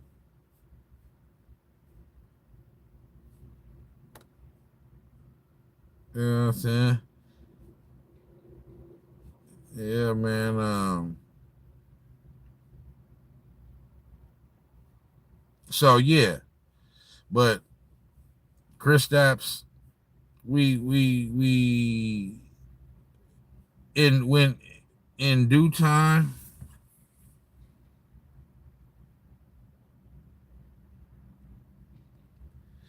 In due time, when it's time to, you know what I'm saying, we'll you know, we'll find a we'll you know, I'm not worried about Kristaps Porzingis. That's all I'm saying. And I ain't worried about no damn Kristaps Porzingis. I'm just not. You can call it whatever the hell you want. I'm not worried about no damn Kristaps. But I fuck with him though. Drew Holiday though, yeah. Like, bro, like, I think you missing my point. Like, I'm agreeing with you about the Celtics. I'm not disagreeing with you at all when it comes to the Celtics about nothing. You know what I'm saying? Like, I know what the Celtics are. What I'm saying is, all I'm saying is, when it comes to where we disagree at is about Kristaps Porzingis and the fact that you think he's a little better than what he is, or you know what I mean? You think you think he's better than Jimmy Butler, or, you know what I mean? I think Jimmy Butler is better. You think that because he is a tough matchup for a lot of you know what I'm saying, a lot of teams. You know what I mean? But I just think that, you know, there's ways to combat him. You know what I mean? Where you may not be able to fully stop him, but like Kristaps Porzingis ain't gonna beat you for a whole series. He just not gonna happen. At least I haven't seen it. You know what I mean?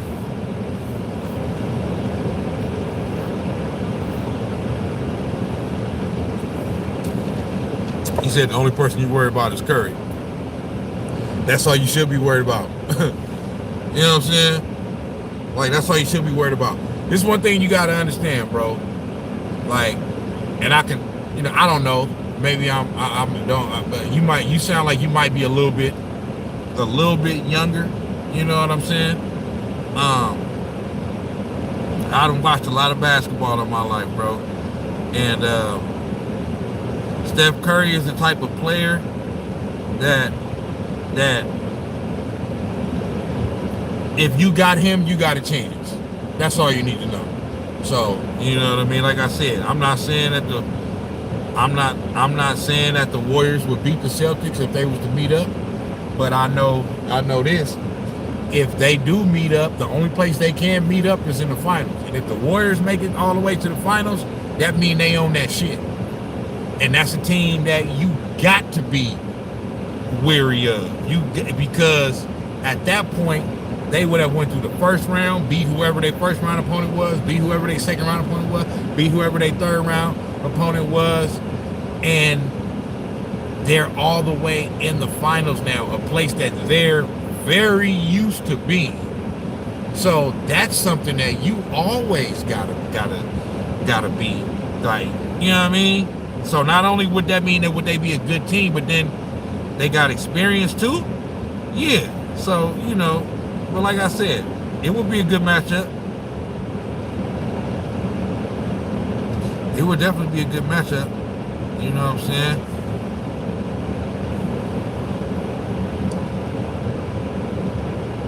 And I would love to see it. And shit, that means my team is in the motherfucking finals.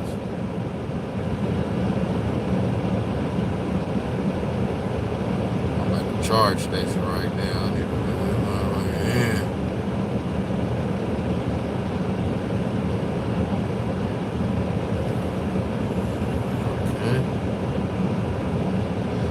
But yeah, man, what y'all on, man? Yeah, to a certain extent, someone in the Warriors will have to average over 30 for them to have a chance, besides Curry dropping 30 to 40 a night. Nah, not necessarily. That won't have to happen. But like I said, you know, like the way you talking in like you know for sure. You know what I'm saying? Like, that's cool. You know what I mean? Ain't nothing wrong with that. You know what I mean? But it's never gonna go how you think it's gonna go, bro. You know what I'm saying? Like, you just don't know what's gonna happen. You know what I'm saying? So we'll see. We'll see. And another thing is, like, the Boston Celtics are not like you talking like the Boston Celtics are unbeatable. They're not some unbeatable team. They can be beat. Like y'all the champions. Like I said, I'm not taking away nothing from that. Y'all the champions, but like, y'all didn't beat like that run that y'all had last year to the finals. That wasn't like the most gruesome path to the finals. Like, y'all kind of, you know, that was a little more easier. That was one of the more. It's a championship, and I'm not shitting on it. It's a championship. I can call it how I see it. That was what, you know, that championship y'all won last year was the pathway to that championship wasn't as you know, it wasn't as hard as, you know, as you know, y'all, you know, come on now. So you know what I'm saying.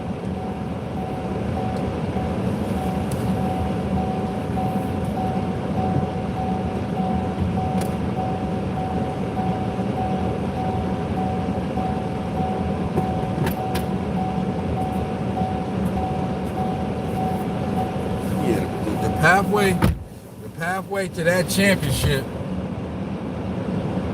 you know what I'm saying, last year was you know, and then in the finals, y'all beat the Dallas Mavericks. You know, you can only play who's in front of you, but I mean, come on, man. Like, you know, so, but yeah, I mean, it's all good. We'll see.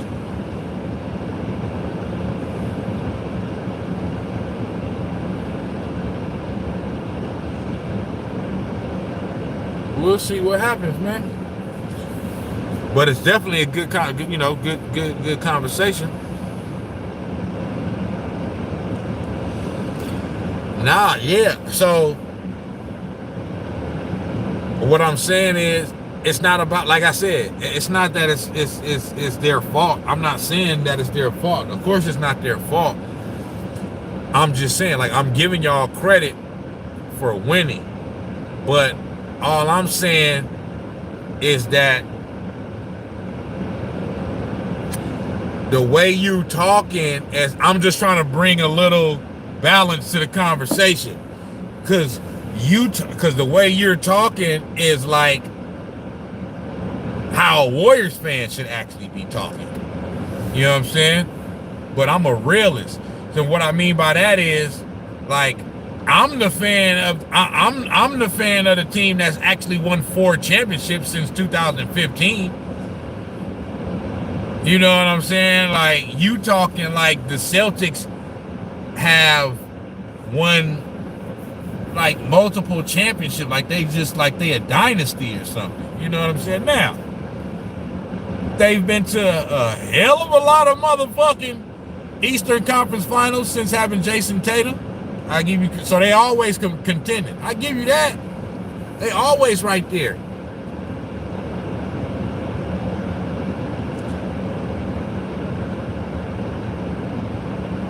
They always right there contending. So, but I'm just saying, like, you know what I'm saying? I just know how this thing goes, bro. You know what I'm saying? And if y'all win it, I'm not gonna be mad unless y'all beat us. But I got nothing against the Celtics like that. You know what I'm saying? But I'm just saying, just be easy, be careful. You know what I mean? I know y'all the champions. Believe me, I know what it feel like to be a fan of a team that done won some championships. So, you know what I mean? I know the feeling, big dog. You know what I'm saying? But sometimes, you know what I mean, you can get a little bit too big for your britches, you know what I mean, and you get humbled. You know what I mean? It didn't happen. You know what I'm saying? It definitely happened. You know what I'm saying? It happens to the best of us. You feel me? Definitely, man. Yes, you understand me?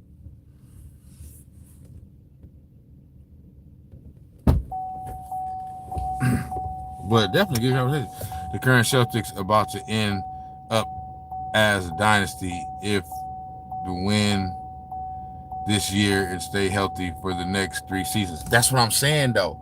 You saying if. Yeah. Like, you become a dynasty when you become a dynasty. You know what I'm saying? That's the same thing the Denver Nuggets said when they won the championship.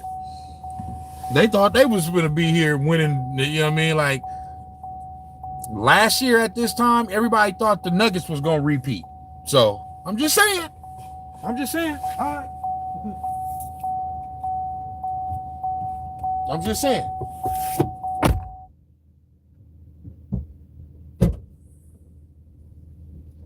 You know what know what I mean?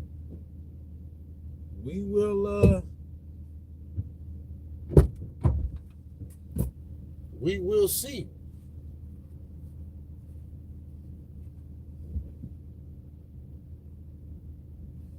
That's all I'm saying is we will see.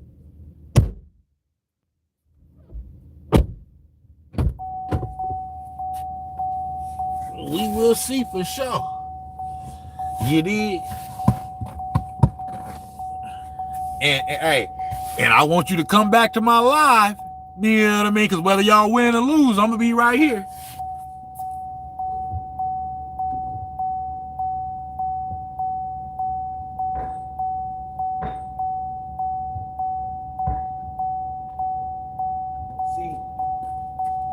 See, that's the good thing about sports, is that time will reveal all. You know what I'm saying?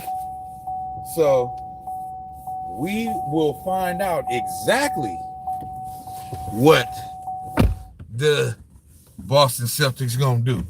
You know what I mean? Come on back to this live in June. You know what I mean? Or even in May. If they get bopped off, y'all get bopped on top of the head and end up getting bounced out, I want you to come on back over here now. You know what I mean? We gonna have a good time. You know what I mean? Just, you know what I mean? Friendly banter back and forth. You know what I mean? Talk some shit. You know what I mean? Nothing more, nothing less. You feel me? You know? But definitely though, man.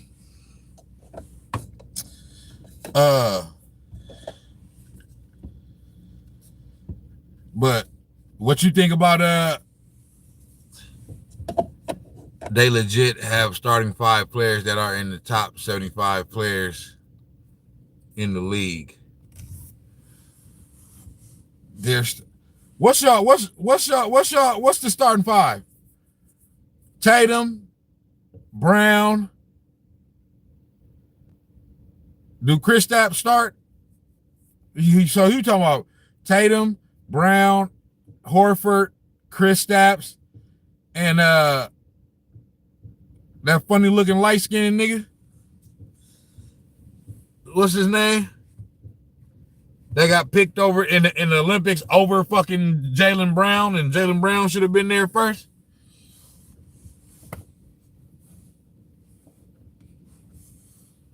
You talking about that motherfucker? That ugly ass bitch?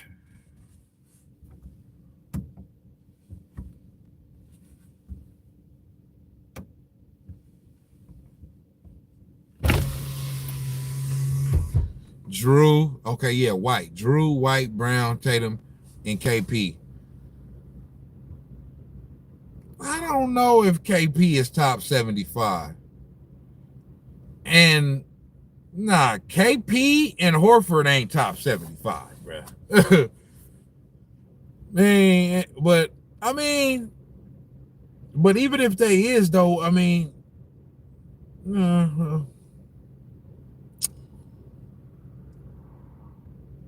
but yeah, I don't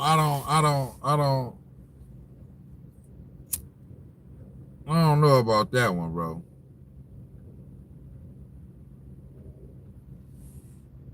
You know what I'm saying? Out comes Drew. Oh, Drew. Okay, yeah, Al come off the bench. Okay. What you let me ask you this. What you think about the firing of Mike Malone, the Denver Nuggets, and all these firings of these coaches right before the fucking playoff start and shit?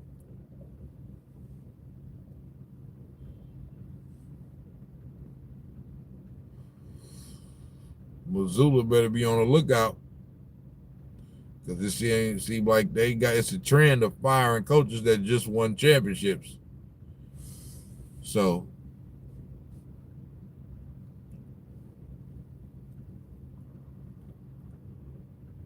That's the same thing I said. I said that's wild. I would have fired him at the end of the season. That's the same thing I said. Like, this guy won a championship for y'all, and you can't show him the respect of parting ways at the end of the season. You got to do it right here, right now. Like, damn. They like, nah, nigga, you got to get up out of here right now. We don't give a damn about the playoffs getting ready to start. We don't care about none of that. You got to go. That's some shit. And take the general manager with you too, bitch.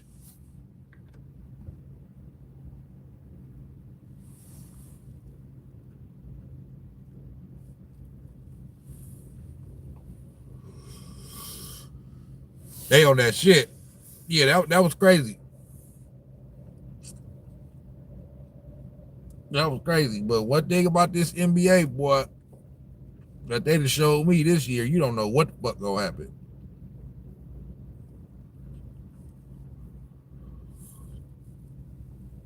You know what I'm saying? But nah, that's dirty. They did Mike Malone dirty. You know what I'm saying? That's dirty how they did, bruh. The only championship coaches that are still with their team from the last 10 years is Mazzulla and Kerr. Yep. That's just wild. That's just that is wild. That is wild. Because Boston won it last year. They got their coach. But you guys had a fucking great coach before that that's doing a number with Houston right now. That's crazy. That's crazy. But yeah. So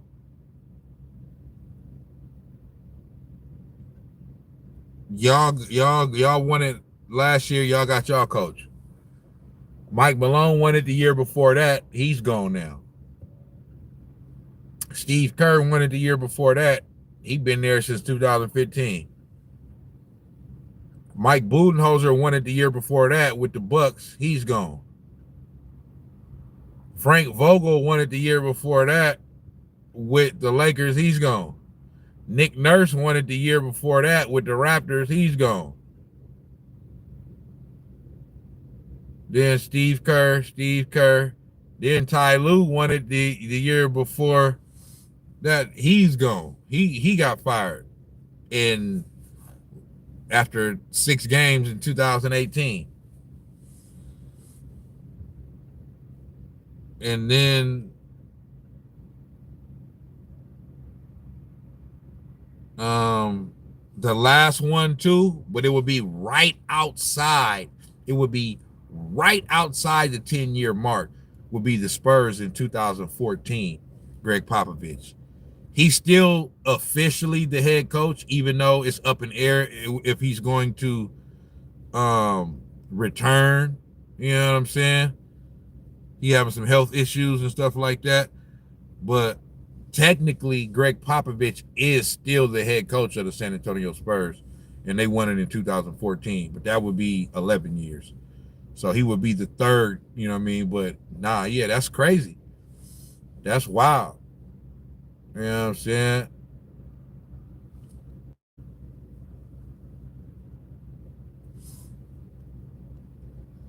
I think in Toronto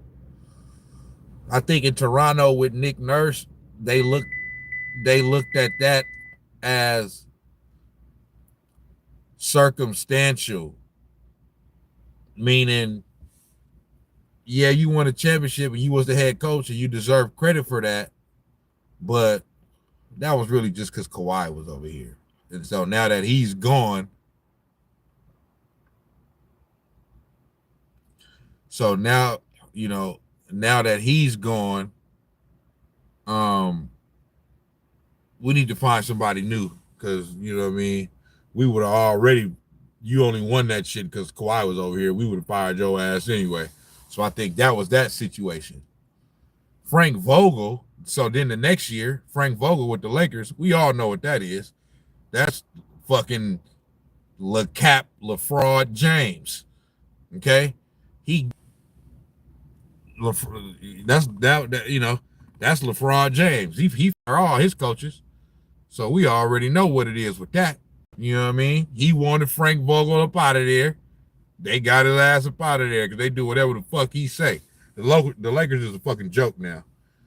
You know what I'm saying? Then Budenholzer. What did they say happened with that?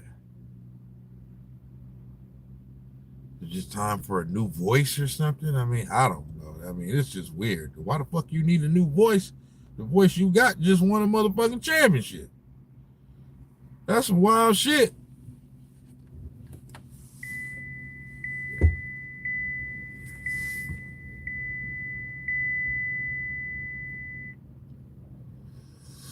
And then uh,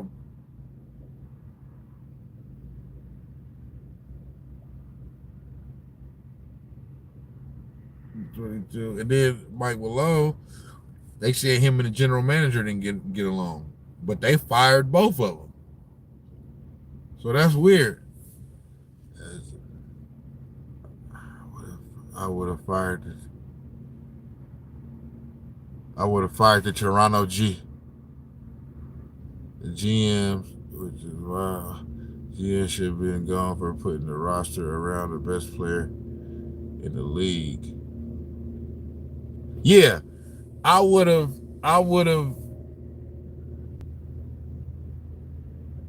And yeah, in Denver, I would have kept Mike Malone. You know what I'm saying? And got rid of the general manager, but whatever. Or like, my thing is, like I said earlier, I ain't got a problem with you, you know what I mean? Like, I'd have still been like, damn, that's weird, you know what I mean? Because they just won a championship and you know, but still, I ain't got a problem with you if you want to move in a different direction. Like I said, I wouldn't do it, but I'm just saying if you're gonna do it, at least do it at the end of the year. Like, let's see what y'all should have just let them ride this out and see how far they can go. Like, that don't make no motherfucking sense at all. I would have fired the Toronto GM. Oh, but see, the Toronto GM is they like him. You know what I mean? I always hear they always speak good about his ass. You know what I'm saying? They act like he untouchable. You know what I'm saying? Like he the nigga around there. Yeah, I forgot his name too, but I know exactly who you talking about.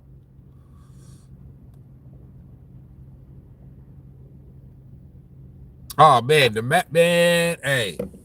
But the only thing is like,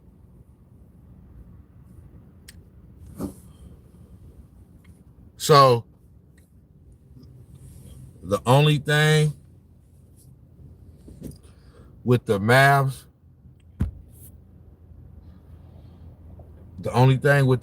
right, is because see, I understand. Like it just looked bad with the Mavs because you traded away Luka Doncic. And it's like I said, it's just a bit some weird shit going on. Like that's another thing. You traded Luka Doncic like y'all was just in the finals. Like that's just weird. But this is what that boils down to. I'm gonna tell you what that boils down to. And it's, I don't know, but see, I didn't know this, but Mark Cuban is no longer the owner of the Dallas Mavericks. You know what I'm saying? He had sold the team or sold the majority of it or whatever. It's being ran by, so, because I'm like, it's no way that Mark Cuban is trading Luka Doncic. So the ownership group of the Dallas Mavericks now, they know that Luka's contract was coming up and he's due for a super max of like, it would have been like $300 million. Okay. they wasn't trying to pay him that. Why? I don't know. It's fucking Luka Doncic. You know what I'm saying? Y'all talking about he out of shape and this and that, and he don't work hard, and he still dominated the motherfucking league and going to the finals and all that shit. He was just in the Western Conference Finals a few years ago against the Warriors. So like, I don't, you know, it's just weird. You know what I'm saying? And then you get the Kyrie injury. AD come over here and he get hurt. So the thing is, it's not such a, if everybody would have still been healthy, it was not such a bad move. It's just that everybody looks at Luka obviously as the better player, but Anthony Davis is like, you not getting no slouch back. The only thing with Anthony Davis is his injuries and him always being nicked up. You know what I'm saying?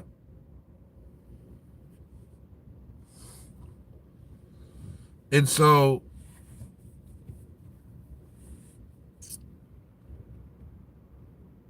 if Kyrie never goes down with the season-ending knee injury, if Anthony Davis don't get hurt for that initial, because he got hurt in his first fucking game and then missed like the next month or whatever.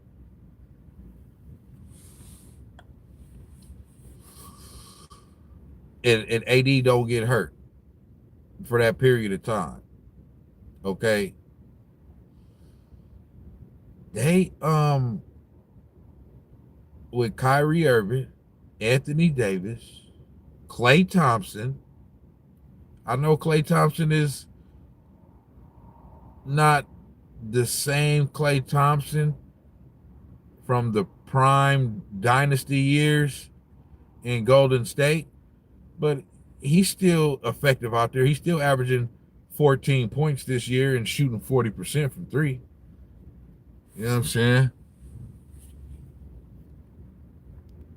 Okay, yeah. And so that's what I said. Yeah. So he's a minority owner now. But if he was the majority owner, that wouldn't have happened. That happened because they didn't want to pay him. You know what I'm saying? So they shipped him out. You know what I mean? But like I said, if everybody is able to stay healthy, then the Dallas Mavericks still had a good team. It's just that they would have needed a little time to gel and all that, but they still had a good team. It's just that right after that, then all of the injuries happen and everybody get hurt and all that. So then it just made it all compound on one another to seem like the sky is falling down for the Mavericks, which it kind of was. But on the Lakers end, if you look at it now, the Lakers have been playing better than they initially was when he first got over there. They have been playing better. Even though they lost tonight, then they won the other night against OKC, and then they lost against us, and you know what I'm saying? But I'm gonna tell you one thing as a Warriors fan, I'm gonna tell you one thing that like now, for me, I totally feel like the Lakers are beatable because what we did, it was just one game, okay? Adjustments can be made, but what I seen in the Warriors playing the Lakers last week and us winning is that, see, the problem for us was never even bitch. Okay? LeBron was never the problem. Anthony Davis was the issue. Okay? And so that was what I was saying about KP, about Kristaps Porzingis. The type of bigs that usually generally give us issues are bigs like AD. You know what I'm saying? That claws up the lane and that's good on the defensive end. You know what I'm saying? And AD is great. You know what I mean? He's a perennial defensive player of the year contender. You know what I'm saying? Um, so them trading away AD, that makes it to where now they definitely beatable, because as good as Luka is offensively, on the defensive end, he's a statue. He's a statue out there. You know what I'm saying? He can't do nothing with Steph Curry. So I totally feel like they're much more a bit. So I'm saying that to say, on the flip side, yeah, the Mavs, what are they thinking and this and that and blah blah blah. But at the same time, even though the Lakers have won some regular season games, you know, if they get the wrong matchup, all any team gonna have to do is, you got to exploit Luka. You got to go at Luka. That's all you got to do. You can get a bucket every damn time. Now he's bigger and stronger, so like if you trying to win, this is one place where I noticed that Luka is kind of where he's a little bit better defensively. Like if you try to take him down low and back him down, he got enough weight to kind of like make it harder for you. You know what I'm saying? Oh, Masai Ujiri. Masai Ujiri. Yes, sir. Yeah, I can't believe the GM still. They did get along. The coach, the way he gave those max contracts to those bums.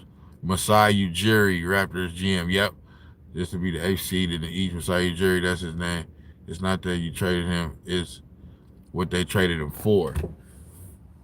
I mean, so my fault, because I'm reading your shit a little bit later than what you saying.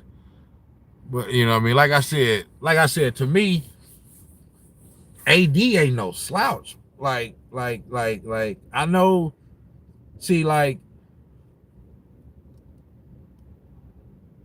we gotta, like, if so, like I'm a goof I'm a goofer around her too. You know what I'm saying? So like I laugh at all the AD jokes and all this and street clothes and all that too, but that's just because I'm a goofy person. I like to laugh and all that too. So the jokes, it'd be funny. However, I'm able to separate that away from basketball though. Like I still know that on the court, when AD is there and he's right and healthy, he's one of the best players in the league. Like, period, point blank. Like, you know what I'm saying? Like, definitely top 10 to 15, but maybe he maybe slotted right in that top. I'm saying when he's healthy and when he's playing, you know what I mean? Like, hey, he's one of the best players in the league. You know what I'm saying? Um, like I said, maybe not top 5, but top 5 to 10, top 6 to 10, definitely 10 to 15 when he's right. Or definitely anywhere in between 6 and 15 when he's right. Yeah. So I know Luka is considered one of the top players in the league, top 5, you know what I mean? Maybe top 3, you know what I'm saying? But still, that, like, AD give it to you on both ends though. You know what I mean? So now Luka has shown the ability to be able to be the number 1 on a team that takes a team to the finals. AD never did that. Even when he was with the Pelicans, I think the farthest they went was to the second round. You know what I mean? And every other year, they either missed the playoffs or they got bounced in the first round. And then he came to the Lakers, you know what I mean, to play the number 2 role. You know what I'm saying? So, yeah, Luka is the overall better player, I would say. You know what I'm saying? Definitely than AD. You know what I mean? Just because I've seen Luka lead a team to the finals, lead a team to the Western Conference Finals. You know what I mean, as well. So you know what I mean. Off that alone, I'm gonna give him the edge over AD. But AD ain't no bitch. Well, he might be a little bit of a bitch, but he ain't no slouch. He's a great player. You know what I'm saying? But yeah, he's a minority owner. He would have traded him, but not for what they got. A first round pick for Luka. Not even 2K can pull a trade. Yeah, not even 2K can pull a trade like that. Yeah, that was like I said. It's just weird, bro. Like you know what I mean? It's just weird how it went down, and I almost didn't believe it when I first seen it. You know what I'm saying? No, or I didn't believe it. Not almost. The Lakers will lose against any team with decent center. Yep. Yep. Yeah, the Lakers will have a. They gonna have a. They. That's what they traded away.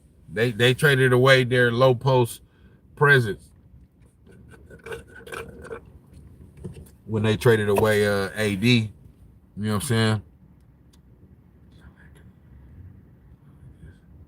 Yeah, but he ain't Luka, and one pick they should have took Reeves and the rookie. I forget his name. I don't know if he is in the top 15. Yeah, nah. AD is top 15, bro.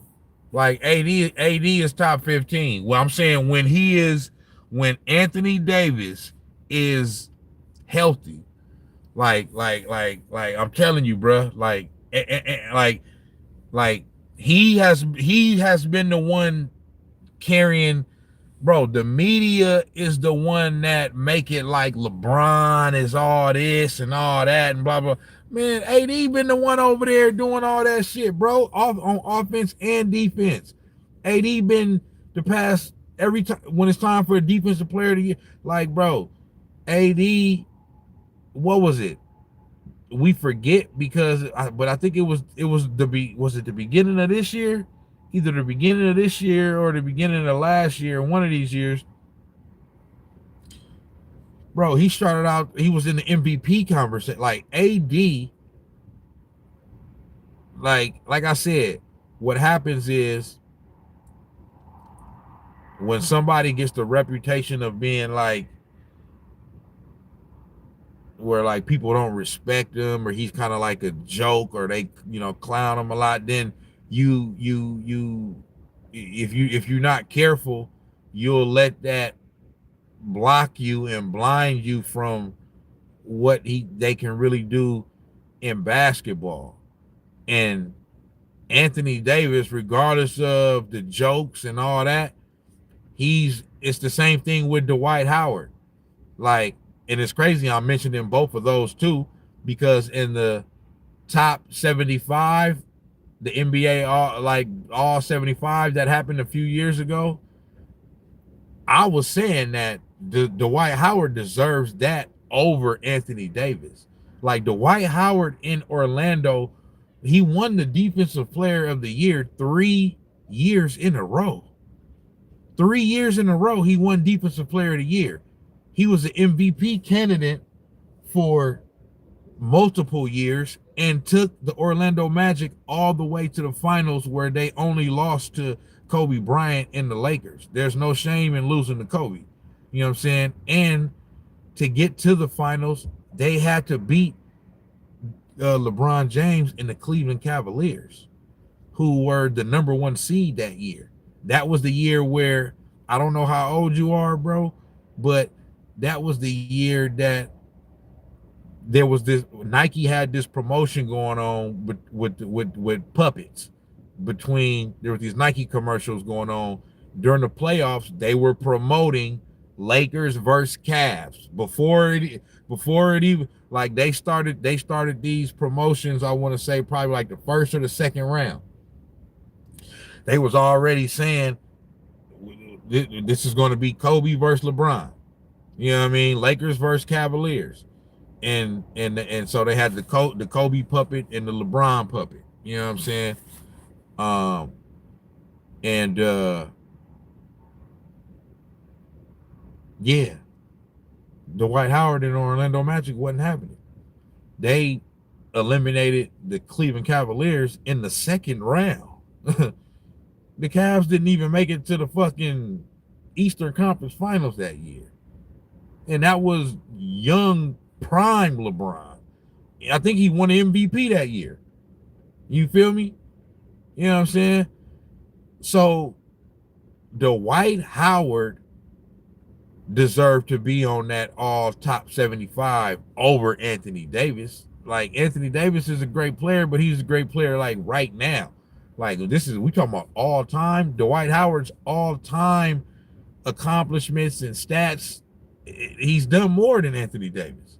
Period, point blank. His accolades and his accomplishments and the success and all of that and all stuff. You like, you know what I mean? He deserved to be there. So, and I thought they threw Dame Lillard on there too early too. I thought Klay Thompson should have been on there before him. You feel me? Like, Damian Lillard is a great player, but he ain't did nothing to, like, you know what I mean? But, you know, whatever. But I'm just saying, no, you right. You 100% right. Luka is better than Anthony Davis overall. But where it kind of balances out a little bit is because of the fact that AD is an elite defensive player. You know what I mean? So, yeah.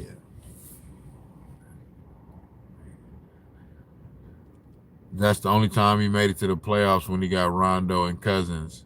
He ain't top 70 time. Yeah. Dwight got robbed. You know what I'm saying? A healthy Celtics team beat the Magic that year. Oh yeah. The Celtics, okay, yeah, the Celtics, yep. That was because that was 09. Yeah, no, you're right, because the Celtics won it in 08. So 09, yeah, you're right.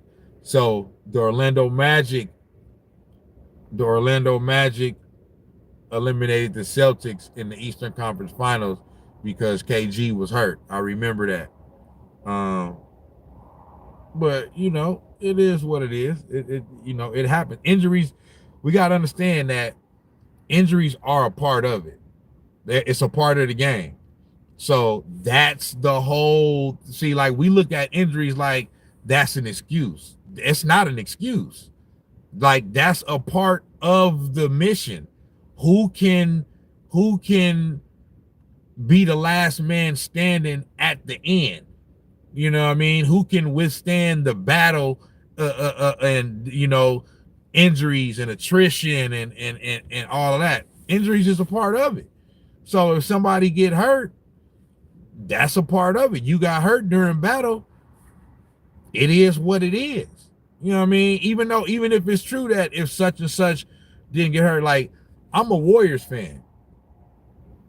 And they say that about the 2019 finals that we lost to the Raptors. Oh, if KD didn't get hurt, they would have probably swept him. I don't agree with that. I'm not saying we wouldn't have won the finals. I'm just saying, I'm not saying that we still would have, you know what I mean? Like, I'm not, during those years, those were the years where Kawhi was looking like, yeah, he was that next great. You know what I mean? When he went from San Antonio to Toronto, like Kawhi was on that shit. You know what I'm saying? So, why was I saying that? I forgot why I was saying that, but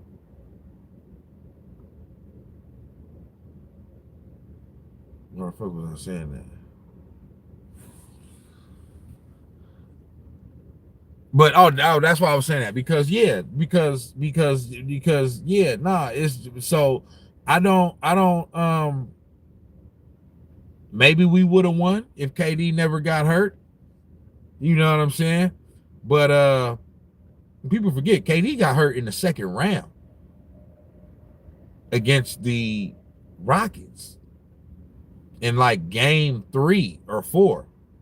So we still had to win the rest of that series, you know what I'm saying, which we did. And then we had to go to the Western Conference Finals and win that series. And we swept the motherfucking Portland Trailblazers. And in every game, Portland was up by like 15, 16, 17, 18, 19, 20 points. And in every game we walked them down. You know what I'm saying? Um, but I'm just saying injuries is a part of it. You know what I mean? KG got hurt. And it is what it is. This is the year that KG injured his knee. Yeah, I remember that, man. Kobe ends up with 4. Shit, if the Rockets hit a couple threes, they would have beaten the Warriors. Yep, in Game 7. I always say this as a Warriors fan. I always say this. Not the 2019 year where we beat the Rockets. That's the year KD got hurt in the second round. The 2018 year, okay, the year where Chris Paul first went over there and they had us down 3-2. And then we got to that Game 7, and then like you said, they missed all them threes. For me, that's one of the times where I truly, genuinely feel that there's no way to 100% prove it. You know what I'm saying? But I truly feel that if Chris Paul did not get hurt in that series, the Warriors would not have won that series. Like, it was just so in our whole run, there's 2 series. Is not even talking about the 2016 finals, because I think that the NBA helped take that finals away from us. I don't give a fuck what nobody say, to suspend Draymond Green in an NBA finals game. You know what I'm saying? Like, to take one of the key players out of the game for nothing. You know what I'm saying? And they helped alter because they knew we was getting ready to end that shit, and they didn't want it to end for ratings. So they suspended him to try to give the Cavs a chance to win, and it worked, and so they could extend this the series. You know what I'm saying? That's exactly what happened. But I'm not even talking about that one. Yeah, that was a painful loss right there, that series. But that series was, man, we was better than them. We was better than them. The NBA helped them out with that, and you know what I mean? That's why that one hurt so much, because we was 73-9, and we was getting ready to win the championship and put the cherry on top. You know what I'm saying? And the NBA said nope. You know what I mean? Because LeBron James got up in the motherfucking press conference and bitched and complained and basically pleaded with the NBA to suspend Draymond Green, when it's like, I thought you supposed to be the fucking GOAT. Like, shit, don't you want to beat your opponent at its best? You know what I'm saying? Like, nah, but you want the easy way out. You want to have super teams, and then on top of that, you want to make sure that the other teams don't have all their key players, so that way you can win a fucking championship, because you want everybody to say you better than Michael Jordan when you fucking ain't. You know what I'm saying? And you ain't gonna never fucking be better than Michael Jordan. You ain't even better than Kobe Bryant. You ain't even better than Magic Johnson. You ain't even better than Kareem Abdul-Jabbar or Larry Bird. Nigga, you know what I'm saying? LeBron James is barely in my top 10. You feel me? Off top. I don't give a fuck when nobody say, oh, you don't know what you're talking about. He ain't better than none of them motherfuckers. You feel me? But, you feel me? It's 2 series throughout our whole dynasty run. It's 2 series throughout our whole. Hey, listen. I'm telling you, to me, I don't got LeBron James in my top 5. I don't got LeBron James in my top 5 all time. I don't. You know what I'm saying? But let me say this real quick. There's two series in the Warriors during the Warriors dynasty that they played where I felt like they was really going to lose. It was the time in 2016 against OKC, the Western Conference Finals, when we were down 3-1. I was like, damn, bro, we getting ready to lose. And then they found a way to come back and win. And then the series against the Rockets in 2018. You know what I'm saying? Yeah, that was like, I was like, damn, they gonna beat us. You know what I'm saying? But yeah, I just wanted to say that, but you know what I'm saying? But LeBron James, nope. So I got Michael Jordan as my GOAT. And there's no explanation needed. You know what I'm saying? Like, then at number 2, I got Kobe. Kobe to me is a better, I don't give a fuck about all of these years that LeBron James is playing and all the total counting numbers, and I don't give a damn about none of that. Okay?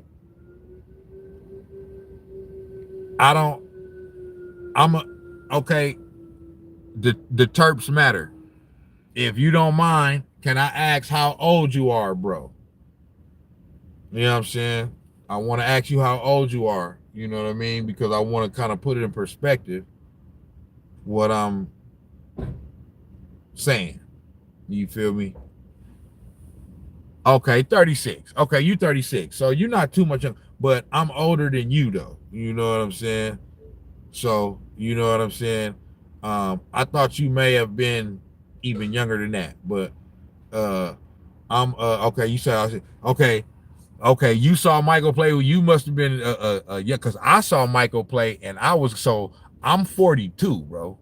You know what I'm saying? So I started playing basketball in 1991 when I was 8-9 years old. That's when I started playing basketball. When I started playing basketball, the Bulls, that was when they started running it. So for me, when I started paying attention to basketball and sports around that time, 8-9 years old, I just thought I was normal. That was normal. Okay, but the reason why I'm saying that is because for me, I seen Jordan and Kobe. I mean, I've seen Jordan and LeBron, right? So like, and even growing up, everybody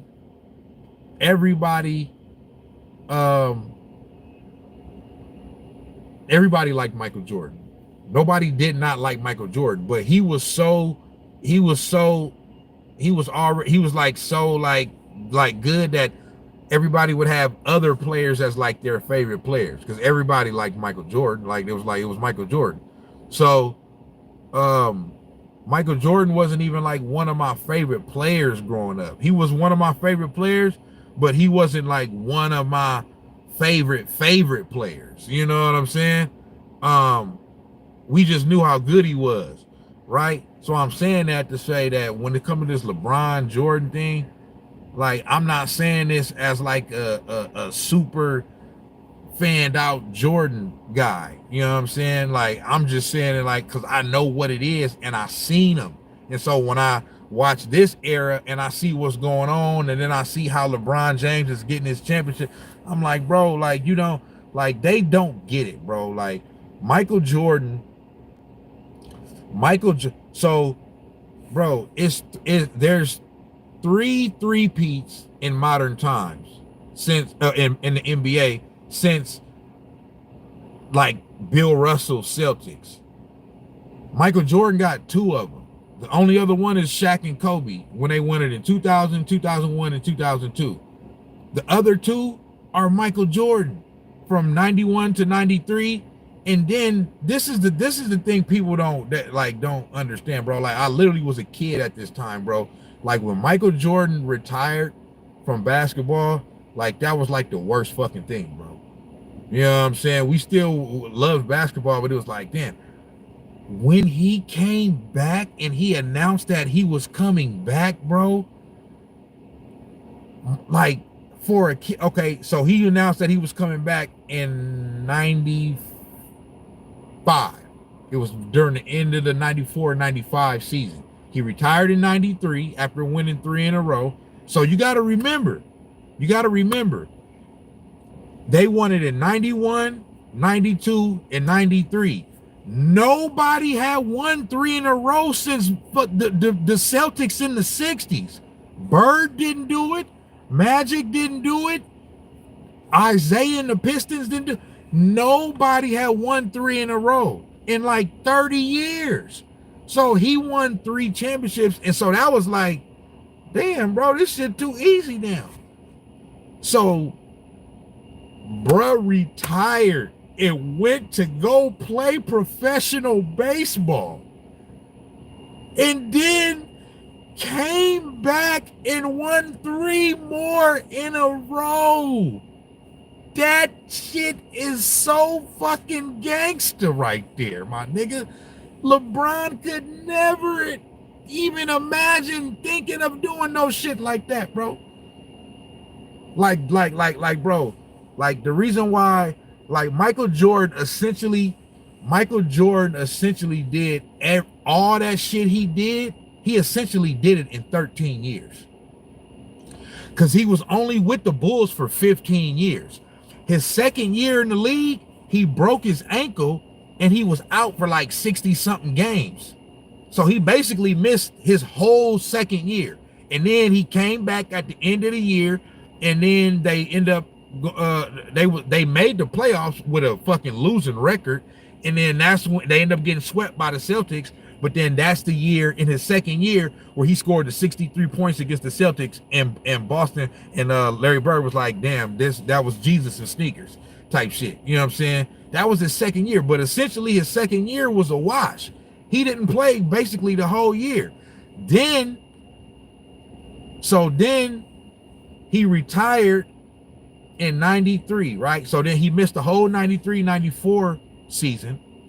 Then he came back with 17 games to go in the 94-95 season. So he essentially missed that whole year after playing a whole different sport, after playing baseball. And anybody that knows about sports and knows about baseball,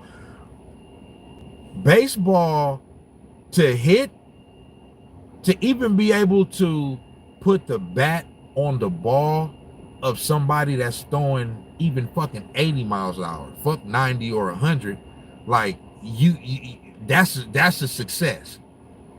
So like hitting a baseball might be the toughest definitely out of the 3 sports, out of the 3 major American sports when it comes to basketball, football, and baseball.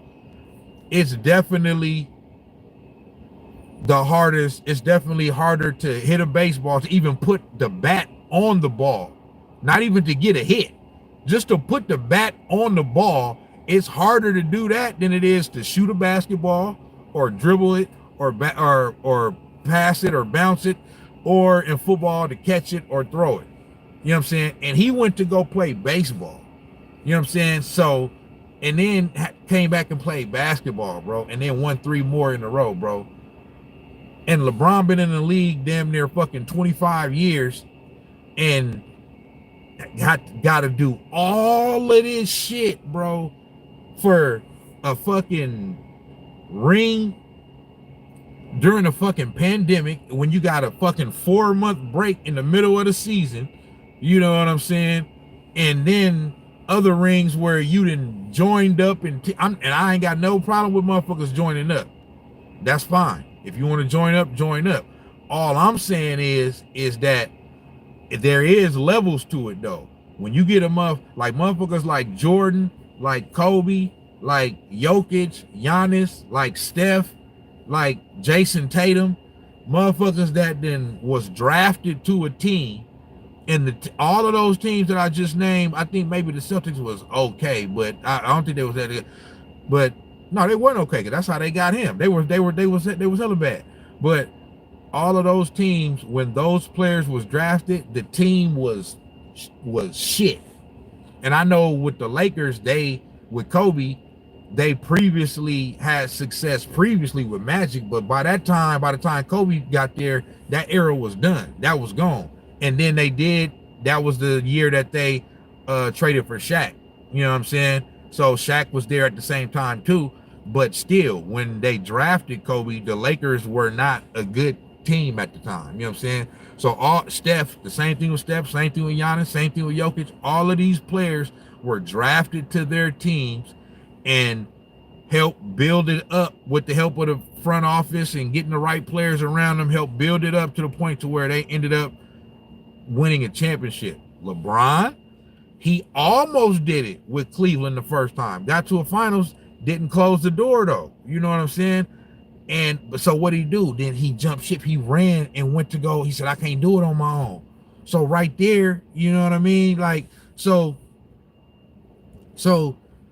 right there, you already lost to Jordan. You know what I'm saying? Then the performance that you had against the Mavericks, like, I don't give a fuck what nobody say. There's another thing there's no way to prove it. I'm telling you right now, watching Michael Jordan play, there's no way Michael Jordan loses to that fucking to that Dallas Mavericks team. And I don't even believe Michael Jordan don't even lose to the Warriors. That's how good he was. I'm talking about, I'm a Warriors fan. I'm a lifelong Warriors fan. I had season tickets in Steph Curry's rookie year, 2009, 2010, when the team wasn't shit. I'm a lifelong Warriors fan. And I'm saying that I believe that the greatest team of all time was that 95-96 Bulls team. You know what I'm saying? That won 72 games and then won a championship. And I believe that I believe that he's not losing, bro. You know what I'm saying? So it's just not going to happen. You know what I'm saying? So Jordan won his first championship in his 7th year. So teams were diluted of talent compared to the 80s. And now, with all the overseas talent, I played a little league baseball, and I agree. I'm telling you, bro. You know what I'm saying? Like, baseball is motherfucker don't understand. It's hard to hit that ball. You know what I'm saying? Now imagine you got one of these motherfuckers that's throwing that motherfucker 90 miles per hour. Man, your ass, man, you gonna just, man, please. you can't even imagine. Look at the Cavs surrounded LeBron with a bunch of bums. His best teammate was Mo Williams. Guess what though? So this is my thing with that. I got an argument against that because this is one thing that I remember from growing up. Like, all of this talk that goes on now with this player don't have this and all this and all that, bro. It wasn't none of that when I was going, like, like, there was none of that talk, bro. Players won with who they had. Nobody was complaining about, I don't got enough help and all this or other shit. It wasn't none of that going on, bro. Go look at these teams that Michael Jordan won his championships with. Even go look at Kobe's last. Go look at the roster to the team that Kobe won in 09 with. Okay, he had Paul Gasol. Andrew Bynum was a factor at that time. You know what I'm saying too. But bro, when we look at this, if you go back, bro, he got Shannon Brown and Sasha Vujacic and Jordan Farmar. Like, come on, bro. Jordan was winning with Bill Winnington, Bill Cartwright, B.J. Armstrong, John Paxson, Steve Kerr. You know, okay, yeah, he had Scottie Pippen. He turned Scottie Pippen into what Scottie Pippen was, though. Scottie Pippen had no choice but to be that because he was on the team with Jordan. Scottie Pippen was known as being like a little like timid and soft. You know what I'm saying? And Jordan turned him into that. Helped turn him into that. He didn't do it. Jordan did, Scottie, did it himself too. But you know what I mean? I'm saying like motherfucker don't understand, bro. Like, Jordan won his first championship in his 7th year. Then he won his second one in his 8th year. Then he won his third one in his 9th year. So that means he won 3 in his first 9 years. Then he retired. and he went to go play baseball because he felt like basketball. It was too fucking easy now. Then his father got killed and all that too, so that was fucking with his head. You know what I'm saying? And then once he got the itch for basketball again, then he came back. Okay, at the end of the season, in the 94-95 season, so that would have been technically, you have to say that's his 10th season. Even though he didn't play that season, that's technically his 10th season. So then they got bounced out because they got bounced out in the second round by the Orlando Magic in 1995 because Jordan wasn't fully Jordan yet. That offseason, he had a full offseason to prepare for the season. And guess what? They end up breaking the single season record for most wins in a season. Nobody had ever won 70 games ever. Okay. The most was 69. You know what I'm saying? The Lakers did it. The Jerry West and Wilt Chamberlain, I believe. You know what I'm saying? The Lakers did it. But nobody had won 70. So they win 72. Win the championship. He's the MVP. Finals MVP. All-Star Game MVP. First team All-Defense. First team All-NBA. Like, bro, stop it. Just stop it, bro. Then they come back the next year. They won 69 games. They won, people don't, so his 5th championship in his, okay, so that means he would have won his 4th championship in his 11th year. So then he wins his 5th championship in his 12th year. Then he wins his 6th championship in his 13th year. So he's essentially averaging a championship every other year. So in 1990, he was only with the Bulls for, I made a mistake. I said he was with the Bulls for 15 years earlier. No, he was only with the Bulls. He played a total of 15 years because he played 2 years with the Wizards. But he played 13 years with the Bulls, bro. He had 10 scoring titles, 6 championships, 6 finals MVPs, 5 league MVPs, a defensive player of the year award, countless all defensive first teams, countless all NBA teams, and hella other shit that I'm not even fucking saying. Like, he absolutely dominated, bro.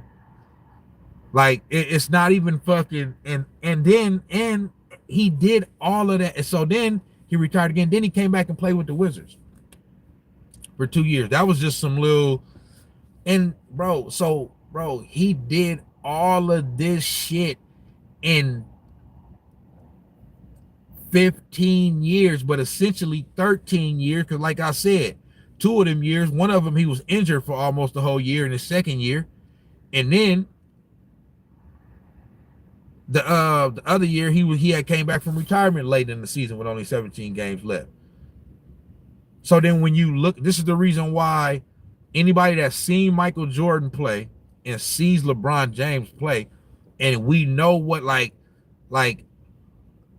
bro, LeBron James was so mentally weak at the beginning. He's growing to it now, but he was so mentally weak, bro. Like, Jordan would have crushed dude, bro. Like, you got punked by J.J. Barea and Deshaun Stevenson and Jason Terry.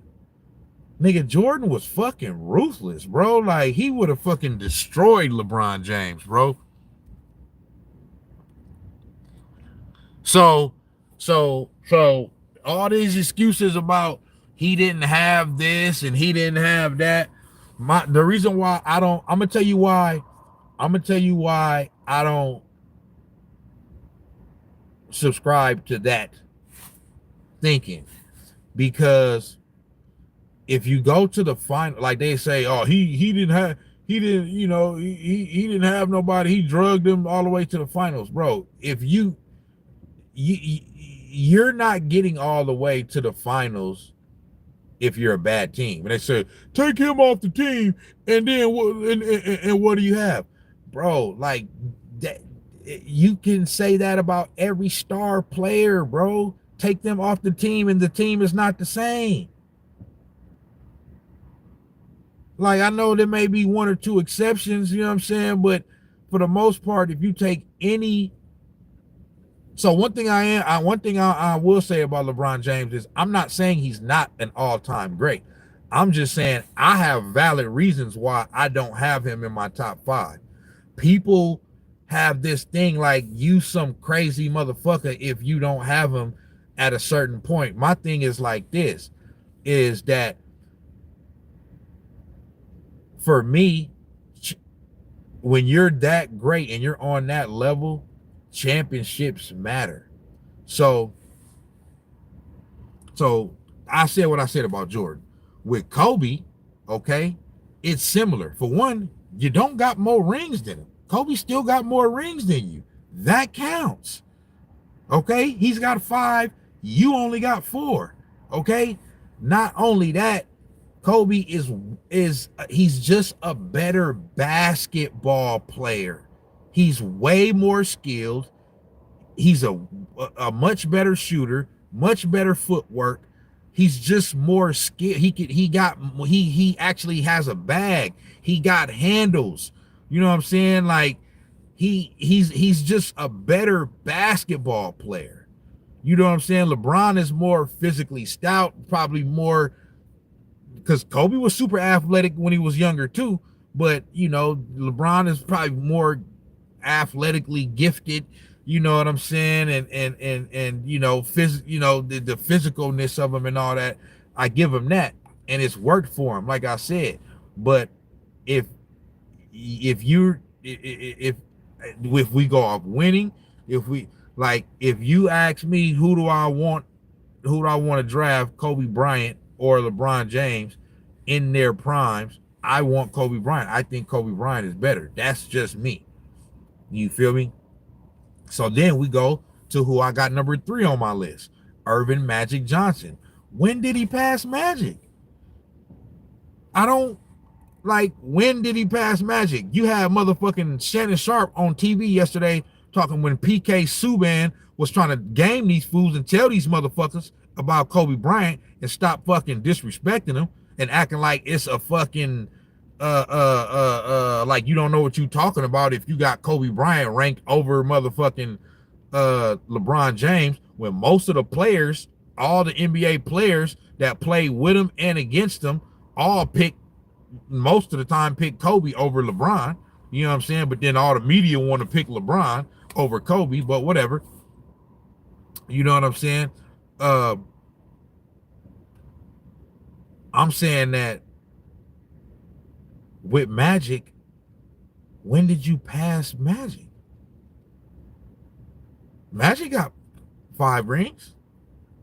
He got 5 rings and been to 9 finals. He been to 9 finals. They want to talk about LeBron James he been to 10 finals. Magic been to 9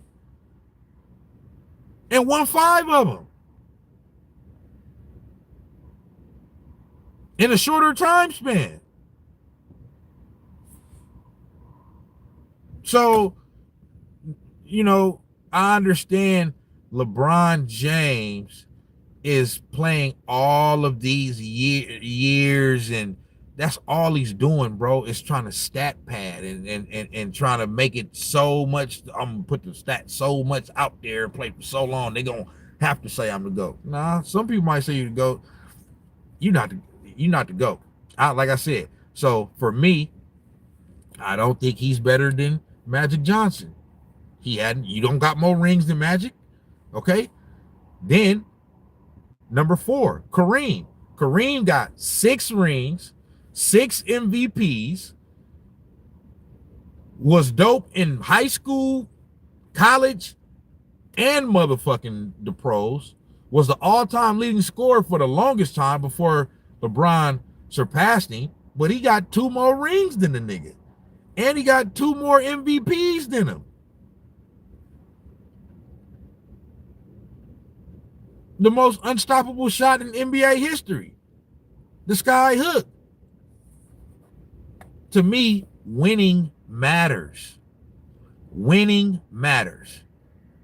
I don't give a fuck about you getting all of these motherfucking stats at the end of your career, just running up a whole bunch of stats, and they're all, no 40-year-old has ever played this long and this and that and blah, blah, blah. Man, the shit, just like Shaq said, man, the shit's so soft now. That's why your ass able to keep fucking playing so fucking long.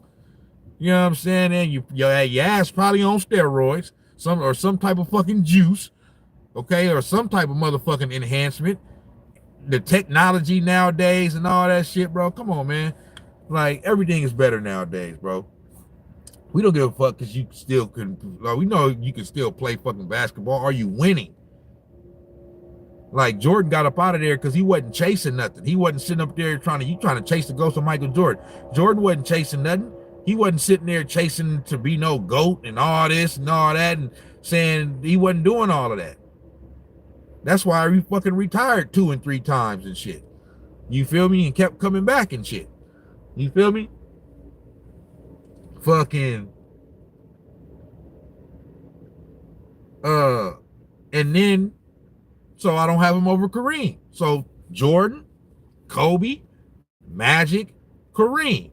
Now, you would say the 5th slot is the perfect slot to fit him in, to put him in. Right? But for me, I'm sorry. The best small forward that I've ever seen, and I didn't even get to see him like that. It's a little bit before my time when they was doing their thing in the 80s. I was here, but I was too small. I wasn't paying attention yet. You know what I'm saying? But I know the game, and I know those that know the game, and I know, you know what I'm saying? So for me, I want, this is just my opinion, I want Larry Bird over LeBron James. That's just me. Like, motherfuckers, like Larry Bird was cold than a motherfucker. It's the same shit. It's the mentality. It's that, you know what I mean? Like them niggas was cold fucking blooded. If it wasn't for Magic Johnson, Larry Bird now, Larry Bird only has 3 rings. Now I say only, but Larry Bird has 3 rings. Okay, wasn't for Magic Johnson, he'd had more. But it's no shame. He lost to Magic twice. He beat him once. It is what it is. You feel me? But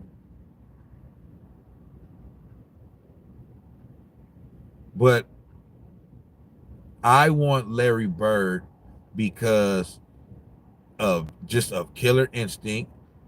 He's a better shooter. He was a great passer. Okay. And he was just a dog. The white boy from French Lick. I want Larry Bird. Period. Point blank. Give me Larry Bird over LeBron James.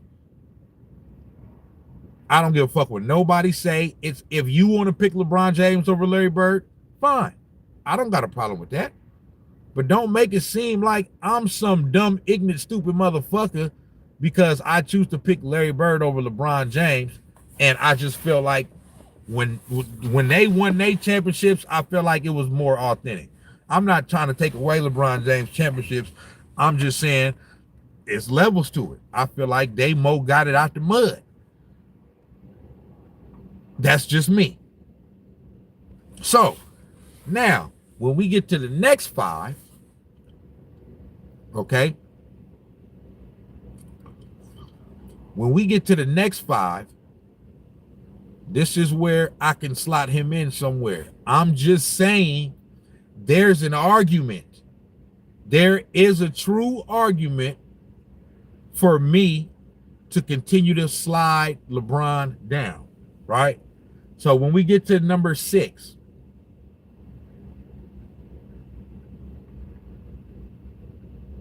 okay?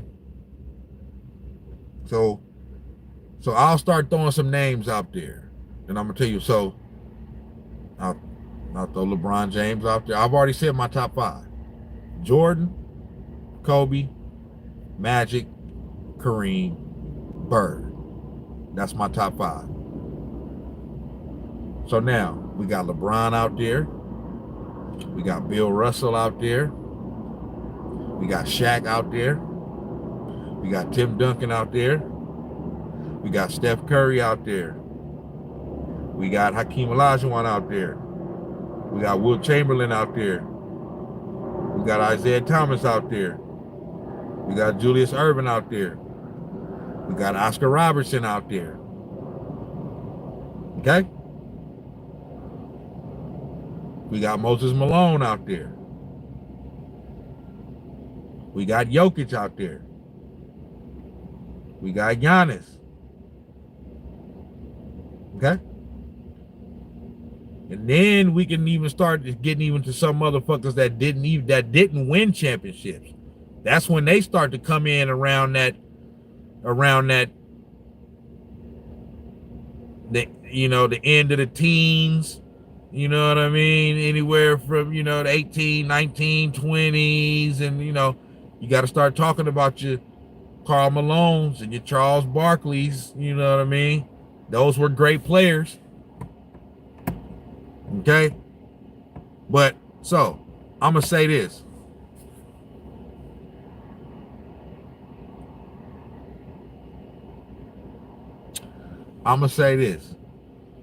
At number 6 for me,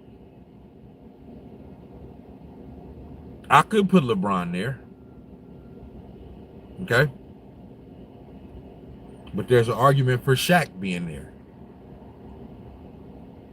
Shaq got just as many rings. Shaq was one of the most dominant.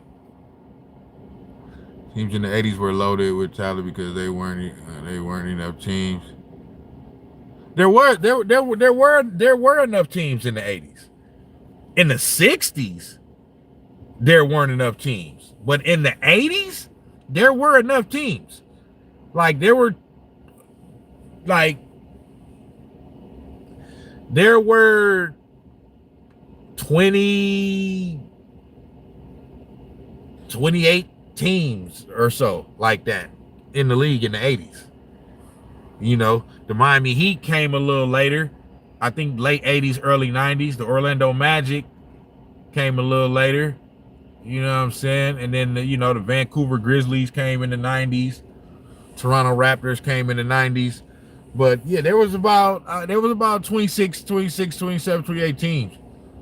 In the 60s, now that's when there weren't enough teams.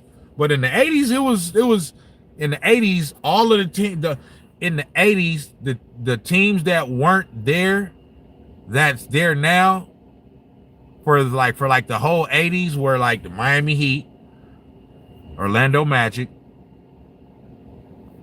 Toronto Raptors, Vancouver Grizzlies, which end up turning into the Memphis Grizzlies. That's it. You can't. That's all. That you can name teams like OKC Thunder. OKC was here. They was just the Seattle Supersonics.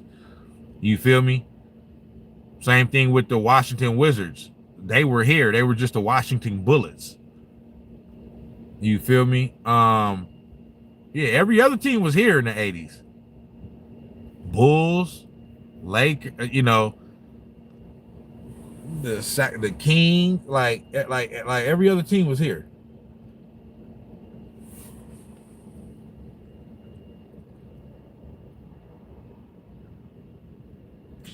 You can't forget about Larry Bird. Yeah, I can't forget about Larry Bird.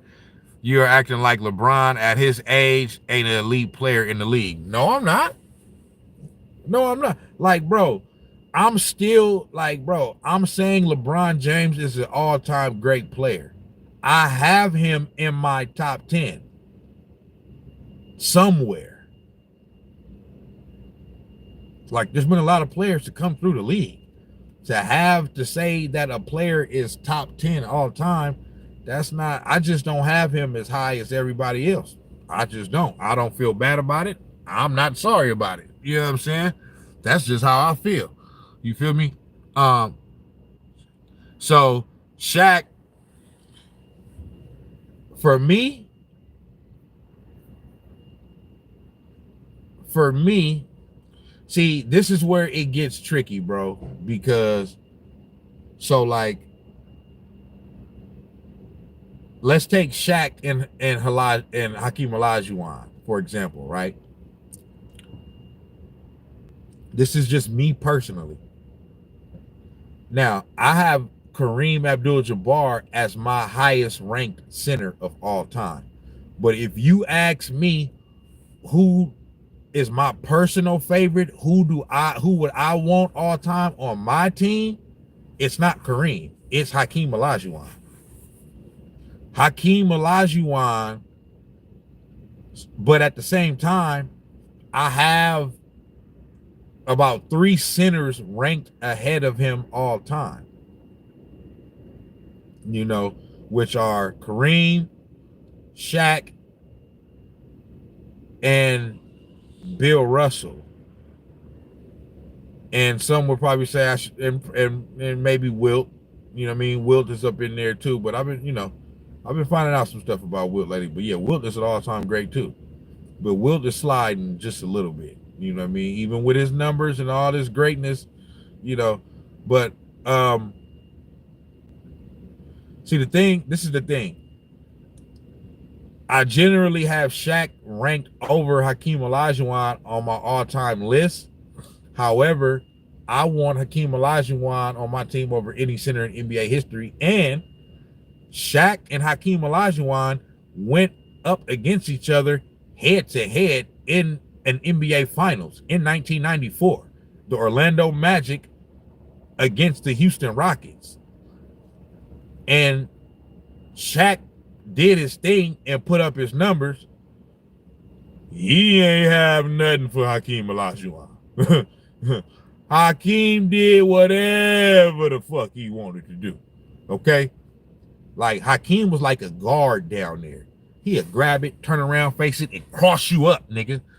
And then get to the basket and fake it, have your ass jumping, and then spin around and hit that little hook shot. Or he had a jumper. Like, nigga, Hakeem Olajuwon was, Hakeem was fucking, you know what I'm saying? But that's what I'm saying. It gets tricky because it's like, damn, Hakeem beat Shaq head to head, but Shaq got more rings, you know what I'm saying? And he was probably overall more dominant, you know what I mean? So it's weird, but that's just how I do. So for me, and then so between Shaq and LeBron, you can say the all-time stats. You can say this, you know what I mean? You can say that. And I understand that, you know what I mean? I'm not mad at anybody that ranks LeBron over Shaq. But Shaq was dominant. The most dominant in NBA history besides Wilt Chamberlain. And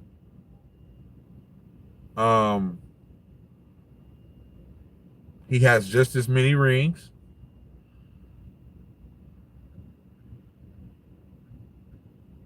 And Shaq Diesel was just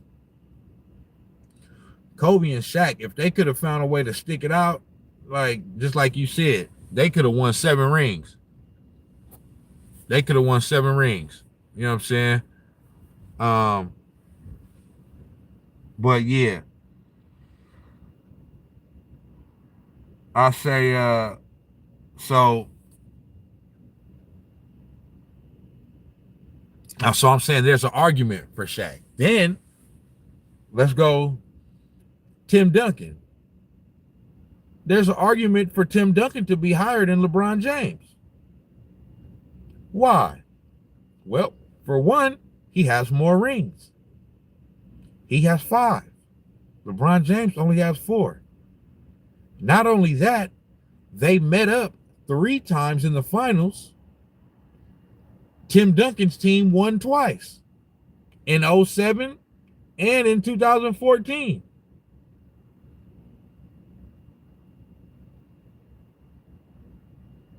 Tim Duncan was on the same team with the same coach and the same teammates. LeBron James was 2 different teams. Okay? So, and Tim Duncan is just an all-time great. Yeah, he don't get looked at as, he goes, I mean, everybody knows that he's an all-time great, but he still don't get the credit he deserves. You know what I'm saying? But there's an argument there. He has more rings and he's beat LeBron James twice in the finals.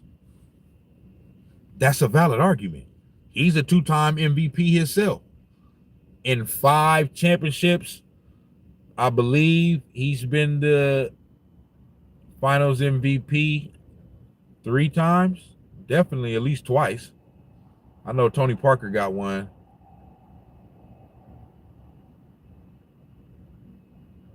And Kawhi Leonard got one. In 2014, Kawhi Leonard got it. In 2007, Tony Parker got it. And I think Tim Duncan probably got it the other 3. You know what I'm saying? So he got 3 finals MVPs, 5 championship rings, 2 league MVPs, all defensive first team selections. You know what I mean? So there's an argument to be made for Tim Duncan, just like Shaq, to be better than LeBron. I'm just giving my argument to say why this is not ludicrous to say this. So then let's go to the 8th spot.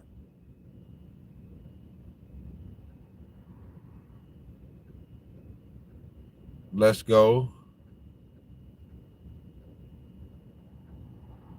Bill Russell. There's an argument to be made for Bill Russell. He got 11 rings. Yeah, it was a long time ago, but he's one of the greatest defenders of all time. 11 rings, dominated his era. Okay? And it's Bill Russell. I mean, there's nothing else that needs to be said. I could just go off rings alone if I want to, you know what I mean, and just use that as my argument. So I'm just saying, there's an argument. I don't have a problem if you want to rank LeBron James over Bill Russell. I'm just saying there's an argument for Bill Russell. I can see it. I'm not looking at nobody weird who says I got Bill Russell ranked ahead of LeBron James. That's just me. So then let's move to number 9. I'd probably go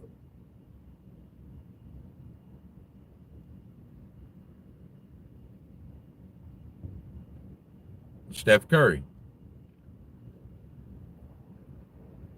Okay? There's an argument there. There's an argument. Okay? It's not crazy. We see how this is panning out. Steph Curry is one of the all-time greats. He's got just as many rings in the quote-unquote LeBron James era. In George era, nobody got shit. The only reason why the Rockets got shit because he retired. But nobody else got shit. All type of motherfuckers is getting shit in LeBron's era. So he's got 4 rings. He's beat LeBron James 3 times to get 3 of those rings. The greatest shooter of all time. He a part of a dynasty. LeBron James has never been a part of a dynasty. A part of one of the most historic teams of all time, even though they lost the finals in 2016. They 73-9, the most wins in a single season, surpassing the 96 Bulls. So there's an argument there. Not to mention, totally revolutionized the game. LeBron James ain't revolutionized the game at all. So there's an argument for Steph Curry as well. Okay? Definitely if the Warriors find a way to win a ring this year and Steph get a 5th before LeBron, If Steph get number 5 and LeBron still got 4, he's over LeBron. He passed him. Period. Okay? Especially if the Warriors go through the Lakers this year. So then let's go to the 10 spot. Hakeem Olajuwon or Wilt Chamberlain.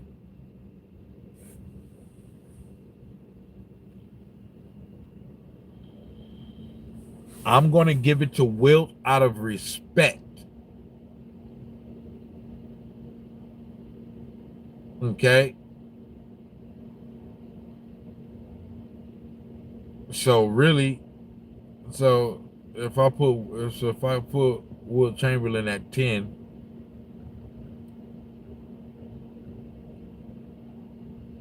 you know,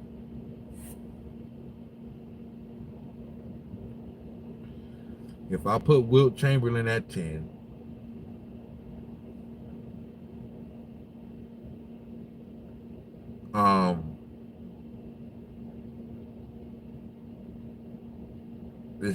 there's an argument. LeBron has more rings, but LeBron got some fugazi ass motherfucking rings. So yeah,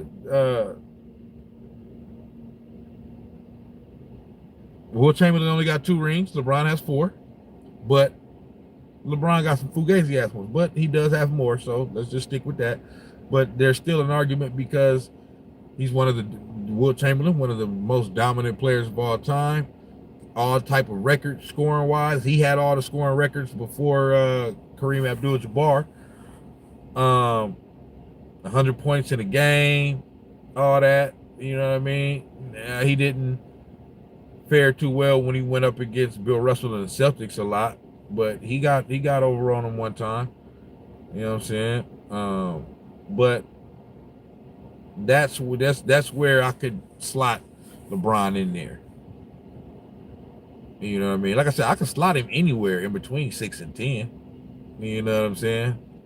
But I'm just saying there's an argument. Then if we want to go to 11, Hakeem Olajuwon. Is there a real true argument?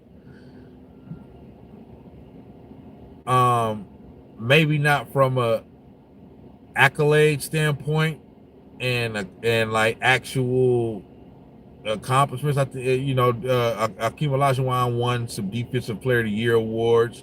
I believe he was an MVP. He did win an MVP. I think he won 1 MVP award. He got 2 Finals MVPs. I know he at least got 1. I don't know if somebody else can remember if somebody else won another one, but I think he got the final 2 rings, 2 Finals MVPs, a league MVP. He has 1 or 2 or maybe even 3 Defensive Player of the Year awards. I'm not sure, but I know he at least got 1. So he got a lot of all defensive first teams. You know what I'm saying? And he's overall just a more skilled basketball player than LeBron James. As far as footwork, you know what I mean? Dribbling the ball and shooting the ball. You know what I mean? And just being a skilled player. You know what I mean? But that's where I would probably put. So I could technically have LeBron James outside the top 10, put him at number 11, and then put Hakeem at 12. And then we go Isaiah, 13, then, you can go Moses Malone, Julius Erving, 14, 15.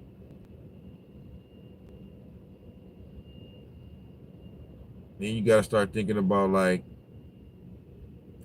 Jokic, Giannis, KD, Barkley, Karl Malone, Allen Iverson. You know what I'm saying? So,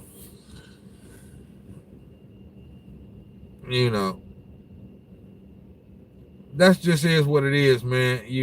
Technically I can do that.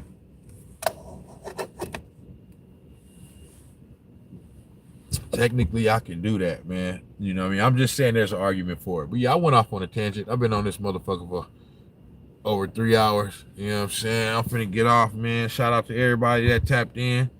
It's late, you know what I mean? But shout out to everybody that tapped in. Fuck with me on the next one. You know what I mean? NBA playoffs about to start, so it's finna be turned up. Snax on Sports. I'll be back with another one, man. Let's get it in. Gone.